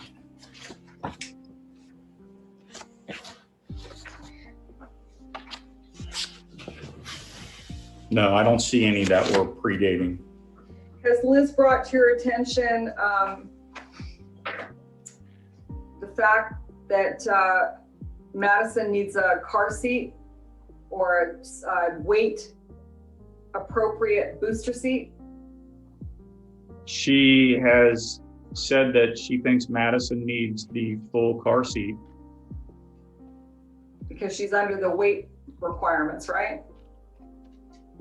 I don't know. I looked at the Florida statute. There's actually a Florida statute on child restraints, and I did look that up. But you don't know the answer? I do know the answer. The answer is the Florida statute does not require above the age of 5 a child restraint. I've got the statute somewhere here. She's underweight and requires a child safety seat, correct? It does not That's age dependent. I have no knowledge of her. She does, well, Madison is always in a child safety restraint when I drive her, period. So that's, so I'm not challenging that she gets put into a child safety seat, because I have one in my car and that's what we use. The issue was the car seat in your parents' car, correct? There is a car booster seat that is allowable for children between, I want to say, 3 and 5 in the state of Florida under the statute. I understand the age, but what is the weight? The statute doesn't reference a weight. I have nothing further, Mr. Kauser. Thank you. Okay. All right, any redirect, Mr. Lombardo? Briefly, let's go back to the prenup. Ms. Hall asked you about references to earnings. And what references to earnings and waiver of earnings did you see in the prenup? I'm going to object to this question. I asked the question, Mr. Kauser answered the question, and now somehow on rebuttal, he's going to come up, redirect. He's now going to either add to it or give something else. I was very specific in my questions. Overruled. You may answer. Thank you. Where we left off, I was asked the question about where in this prenuptial agreement are the terms that relate to waiver of income. And so I talked about paragraph 5. And so to finish that, it says that those assets that are brought in by the husband, it's paragraph 5, husband separate property, and so for those assets that are received during the marriage by me, according to this provision, paragraph 5, those are solely my possession, my property, free from any claim of the other at any time. And so I believe that covers that. And then in paragraph 6, wife separate property, there's the exact same provision at the end. I won't go through it again, but the exact same provision. Number 7 is appreciation in separate property. So all appreciation earnings of separate property, either passive or directly, shall remain their separate property. If we go to 8, this is probably a really important one. It says that property acquired during the marriage and all property and assets owned or acquired by either of the parties in his or her individual name before or after the marriage contemplated by this agreement as entered into shall remain and will be his or her separate property except as set out in the agreement. It goes on to say that the parties recognize that during the marriage, assets, property, and funds may be acquired by them. Each party agrees that the manner in which anything of value is titled during the marriage shall control its ownership and distribution in the event of any dissolution of marriage or death. So I do think that that paragraph 8 is a very clear waiver of any claim to income, which I would say are either assets that are owned or acquired, or even it goes on to describe assets, property, or funds that may be acquired. And so I think that that language is so broad, and I understood it at the time that I signed this document. Objection, Your Honor, this goes well beyond the scope of the question of where in the document is there a waiver of income? Quite frankly, the court finds this whole line of questioning on either side irrelevant. What his view of this agreement is not important. The terms of the agreement matter. You asked questions to him, Ms. Hall, which is why I continued to let him answer this on redirect. But for both of you, it's really not relevant how he views the provisions. So I don't know if you want to continue or not. No, we'll move on. We'll move on. With regard to the trust, did you issue a request to produce requesting a copy of the trust to your former wife or your wife? Yes, we did. Did you receive it that way?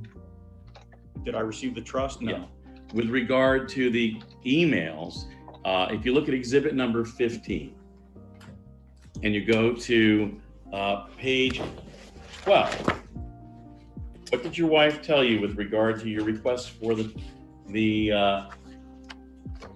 or what did you make the request of her to with regard to the tax returns? Okay, so that was on October 31st, 2020.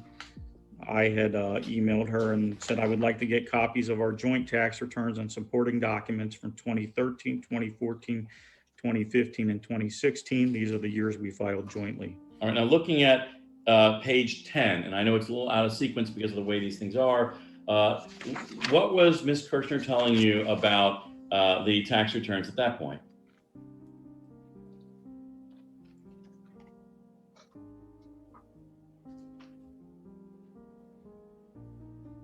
She says, I'm still waiting to hear back from my attorney if she needs me to copy anything else in reference to the tax returns. And did she also say she would provide them, that she would drop them off when she went to get Madison at the top? Yeah, she says that I was waiting to finish with them, and she says I have a few more boxes and I will drop them off when I go get Madison. So, but she didn't bring them. With regard to this discussion about picking up Madison after school, where Ms. Hall asked you about Ms. Kirshner asking you if she could just pick her up after school. Did she, in fact, in the emails tell you and she was going to keep her? You know, there may have been an email where she said that. Take a look at Exhibit 15, page 26.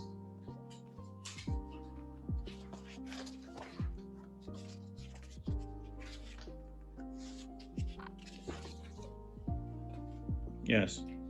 And did she tell you then that she was going to pick up Madison every day after school, and that you can just see her at a public place? Yeah, she did say that. That was on November 12th of 2020. She said that she's going to pick her up every day after school from that point on. Don't bother telling her that I'm going to be picking her up, and that if I want to see her during the week, she'll meet me at a public place. With regard to the COVID questions, did your daughter ever get COVID? No. Give me 1 second, Your Honor. Hold on for a minute.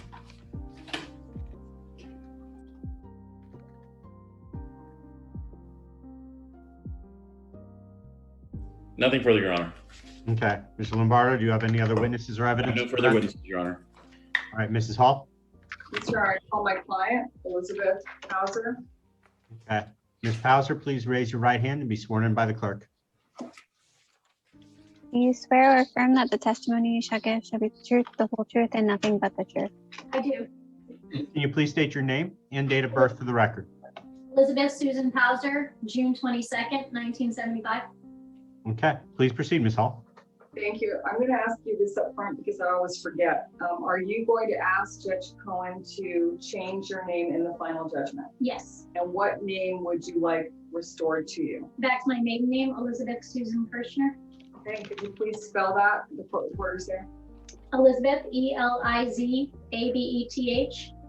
Susan, Susan, Kirschner, Kirschner.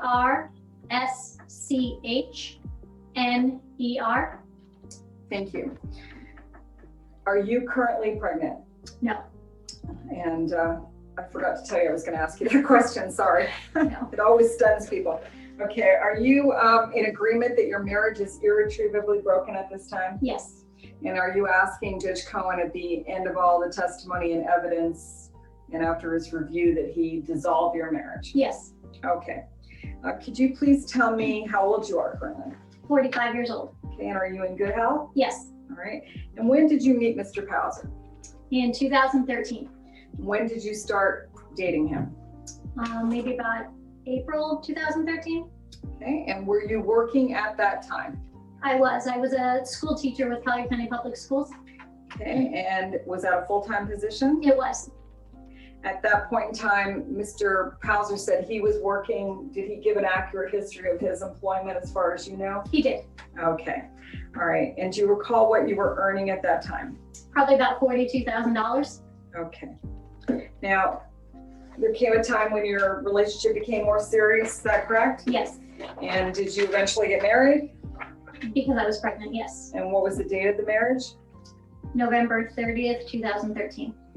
Where were you residing at the time? The house that I owned in the Vineyards. Okay. Fountain Run. We call it Fountain Run is how everyone's referred to it, Yes. correct? And was that titled in your name? Yes, Did Mr. Pauser start living with you in that home? he did. How did you finance the purchase of that home? I believe I took out a small loan and then my parents helped loan some money also. Okay. How long did you continue to live in Fountain Run? I think I lived there for about 9 or 10 years, All right. And how long after you were married to Mr. Pauser did you stay there? maybe 9 months. Where did you move to next? Jacksonville, Florida. And is it correct Mr. Pauser moved ahead of you? Only a couple days. Couple Yes. of days. And were you pregnant at the time? I was 6 months pregnant when we moved, yes. Why did you and Mr. Pauser move to Jacksonville? So he felt his law firm here was going to close the Naples office and they were based out of Fort Lauderdale. So he was looking for new employment. Since I was pregnant, we decided that if we were to get married, I would be a stay-at-home mom. So I would let him choose the job that he wanted. So he went to college at Jacksonville University and had friends up in Jacksonville. I'd never been there. And so I agreed to let him attempt to be as successful as he could be and move to Jacksonville without ever being there before. Okay. All right. Did you have any family or friends in Jacksonville at the time? No, I knew no one in Jacksonville. All right. Did you continue to work outside the home after moving to Jacksonville? No, because I was 6 months pregnant. So we just went up there to get settled and wait for the birth of our daughter. And when was Madison born? July 19th, 2014. At any time since Madison was born, have you gone back to work? I did a little substituting here and there. And I also did a 4-month maternity leave at a private school so I could get an inside view of the schools in Jacksonville. Okay. And have you been able to, for example, during the pendency of this case, to keep up your certification? I did at the very end, yes. Okay. All right.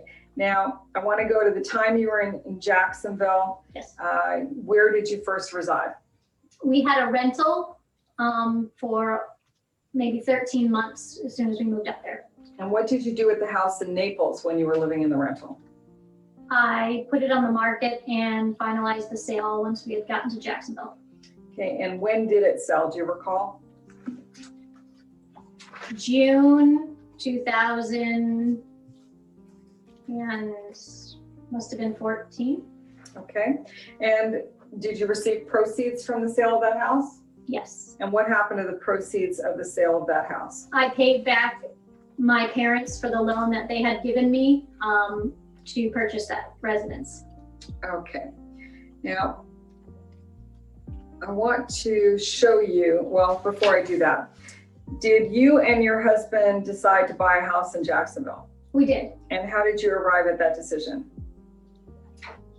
We didn't want to rent forever. We knew we wanted our own house, so we started looking at houses a little before I gave birth to Madison, and then after her birth. You were here for the testimony of Paige Ormond, is that correct? Yes. And is it true that you and she were friends since the age of 7? Yes. And were you both house hunting at the same time? We were. Yes. Did you share that financial information with your friend? I did. Yes. Did there come a time when you and Mr. Pauser located a house to buy? We did. Yes. And what was the address of that house? 3694 Burnt Pine Drive, Jacksonville, Florida. And did you go forward with the purchase of that house? Yes, we did. And what was the purchase price? I think it was 580 something, high fives. Okay, and could you and Mr. Pauser afford to buy that house on your own? Not on our own, no. So how did you finance the purchase of that house? Well, my parents had been up to visit us a few times in Jacksonville and didn't like the state we were living in our rental, and they wanted better for us and their grandchild. So we had discussed using some of the money I paid back from the Vineyards loan they would loan us some money to purchase a house in Jacksonville. Okay, all right. Have you put together a summary of the transaction of the purchase of Fountain Run and then into the purchase of Jacksonville? I did, yes. Could you please turn to, you have a notebook there, wife's exhibit number 5. Yes. Okay. Is this a summary of what occurred? Yes. Okay, so it looks like the starting point was basically March of 2005 when you purchased Fountain Run? Yes. Okay, and is this summary correct that you paid $442,000? That's correct. Okay, do you recall when you sold it in June of 2014 what the net proceeds were? It sold for $400,000, so I think I walked away with 380. Is it in here?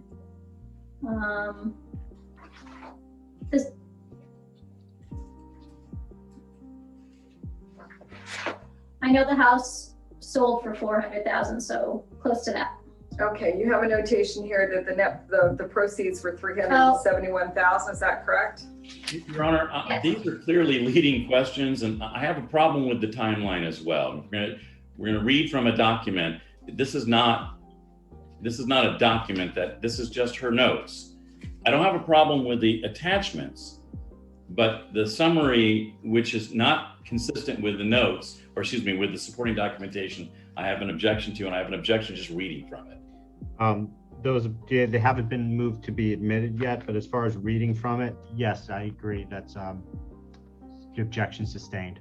Okay, you put together this summary, is that correct? That's correct. And you have the backup documentation? I do, yes. Okay, so let's turn to the backup, which starts at page 3. Do you recognize page 3 of Exhibit 5? Do you recognize this document? Yes, it was the warranty deed for the Fountainhead Run house. Okay, and then page 5? The HUD report, yes. Okay, and is this for the sale of your Fountainhead property? Yes. Okay, actually, this Wait, one. no, has- this is Collier, or Duval County. You know, someone's speaking. I don't know who it is. I think that was me because I said that wasn't the sale. Okay, sorry. Sorry, I'm like, do we have somebody else on the background there? No, that was me because I was looking at it and it said Burnt Property Drive or Burnt This Pine is the Drive. settlement agreement for Burnt Pine Drive, the purchase, correct? Yes. And does that refresh your recollection as to the contract price of that house? Once I can find it. I'll stipulate that it's 582,146. 82, yes, 146, yep. Okay, and then turning to page 10. This is a Chase bank account statement for whose bank account? Mine, Elizabeth Hauser. And what is the account number? Ends in 9235 And where were you living when this account was established? in Jacksonville, Florida. Okay, and what was the opening deposit to this account? $371,260.32. Okay, is that 280.64. 371,280.64. What are you looking at? Here. I'll leave it with yours. Is that the net proceeds from the fountain run sale? Yes. Okay, if you could turn to page 11. Is this the same bank account? It is, correct. Okay, and now it's in the name of who? Myself and my mother, Linda Kirshner, And why is your mother's name now on this account? because this is how I was repaying the loan back to my parents. Since we were already in Jacksonville, I opened the account, put the money in, but since I needed a fresh signature, I waited until I could come back down and see her personally to put her on the account. Now, at this point in time in your marriage, were you and Mr. Powser happily married? Yes. And you were about to purchase a significant asset, correct? Yes. All right. And this account statement shows a withdrawal there of $185,580.93. What was that for? What page are you on, Ms. Hall? I'm sorry, I got a little bit lost.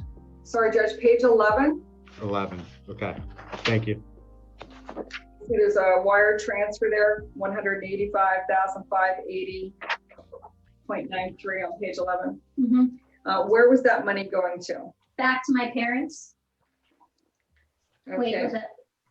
Yes, back to my parents. Was that one? Hang on, let me look.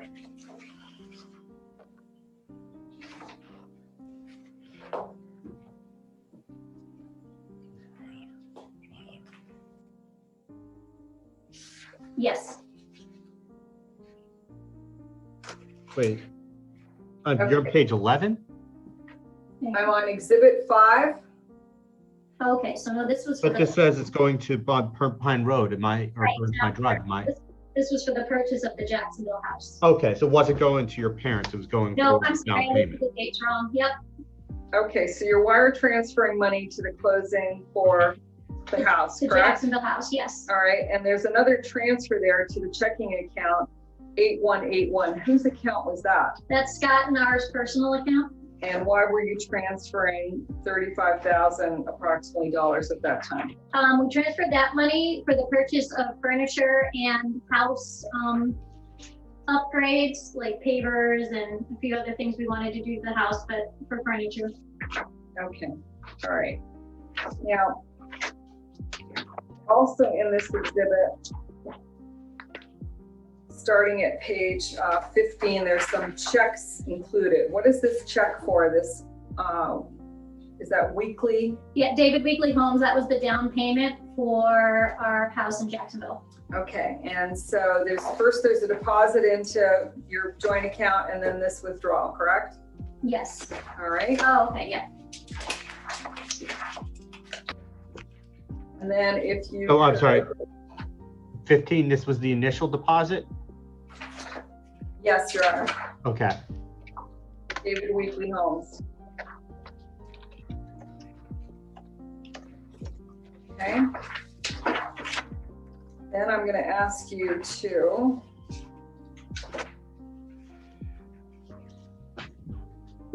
turn to page 23,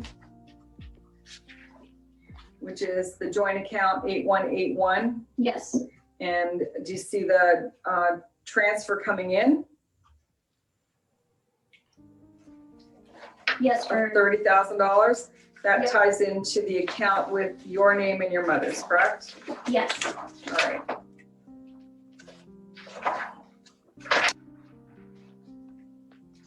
And then if you turn to page 28, we've already looked at the check, but there's the actual statement showing the check being cashed, right?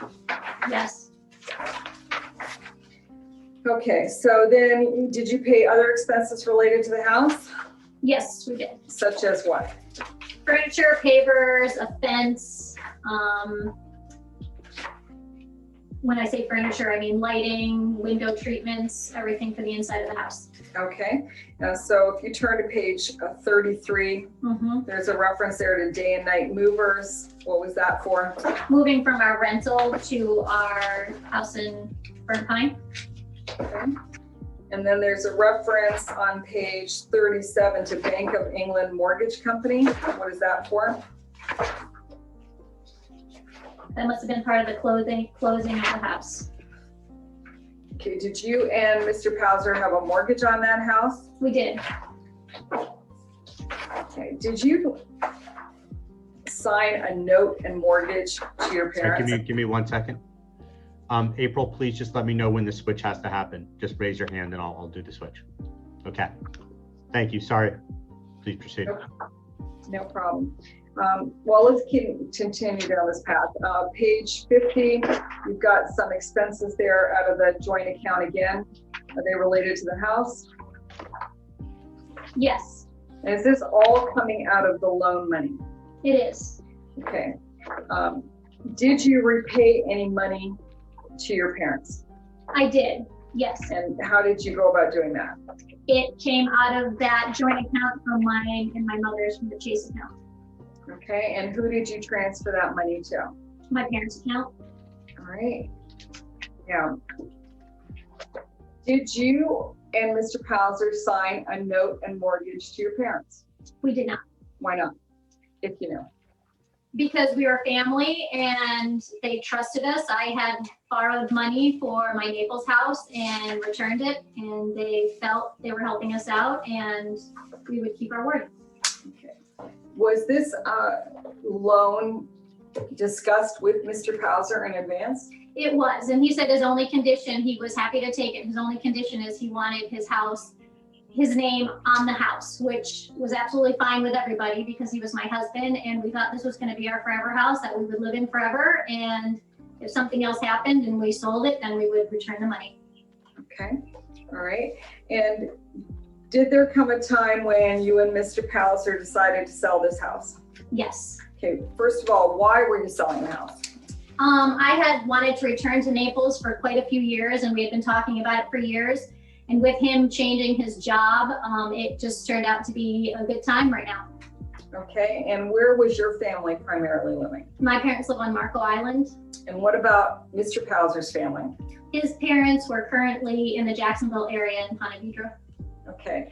Have they lived in Jacksonville the entire time you were there? No, they were in South Carolina for a few years. They moved to Ocala for 2 years and then they moved closer to us. Okay. And then did they follow you, so to speak, to Naples? They did. They have a lot of family here. They have their 2 daughters here, grandchildren and great-grandchildren here. Okay. Did Mr. Pauser find a job in Naples, as he said? He did, yes, for Morgan & Morgan. And do you recall when he left Jacksonville? Probably April 2020. And was the house for sale at that time? It was, And or where- close to it, yeah. Okay, and where were you at that time? I stayed in Jacksonville. I was doing virtual school with my daughter. I got the house ready to sell it, put it on the market. We were selling for sale by owner. Why was Madison doing virtual school? Because of the coronavirus, all the schools shut down, so she was home with me while I was trying to show the house. Okay, all right. And did the house go under contract? It did. And at the time of sale, did you and Mr. Pauser already discussions about the proceeds of the sale? We did, yes. What type of discussions did you have? I told him that my parents had wanted their money back. They would want the loan back like we talked about on the sale of the house.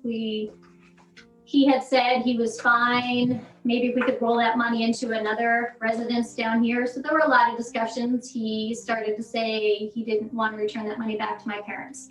Okay. And did there come a time when the closing was right there? Yes. And what did Mr. Pauser want to do with the money? So the night before the closing, he told me that he wasn't going to sign any of the closing paperwork because he was afraid I was going to give that money back to my parents if we put it in our joint account. So he gave me the option of either splitting it between 2 checks, which I kind of feel was blackmail. I told him if we didn't sign the closing paperwork that we could be sued, and him as a lawyer understands that we have a contract to close on this house.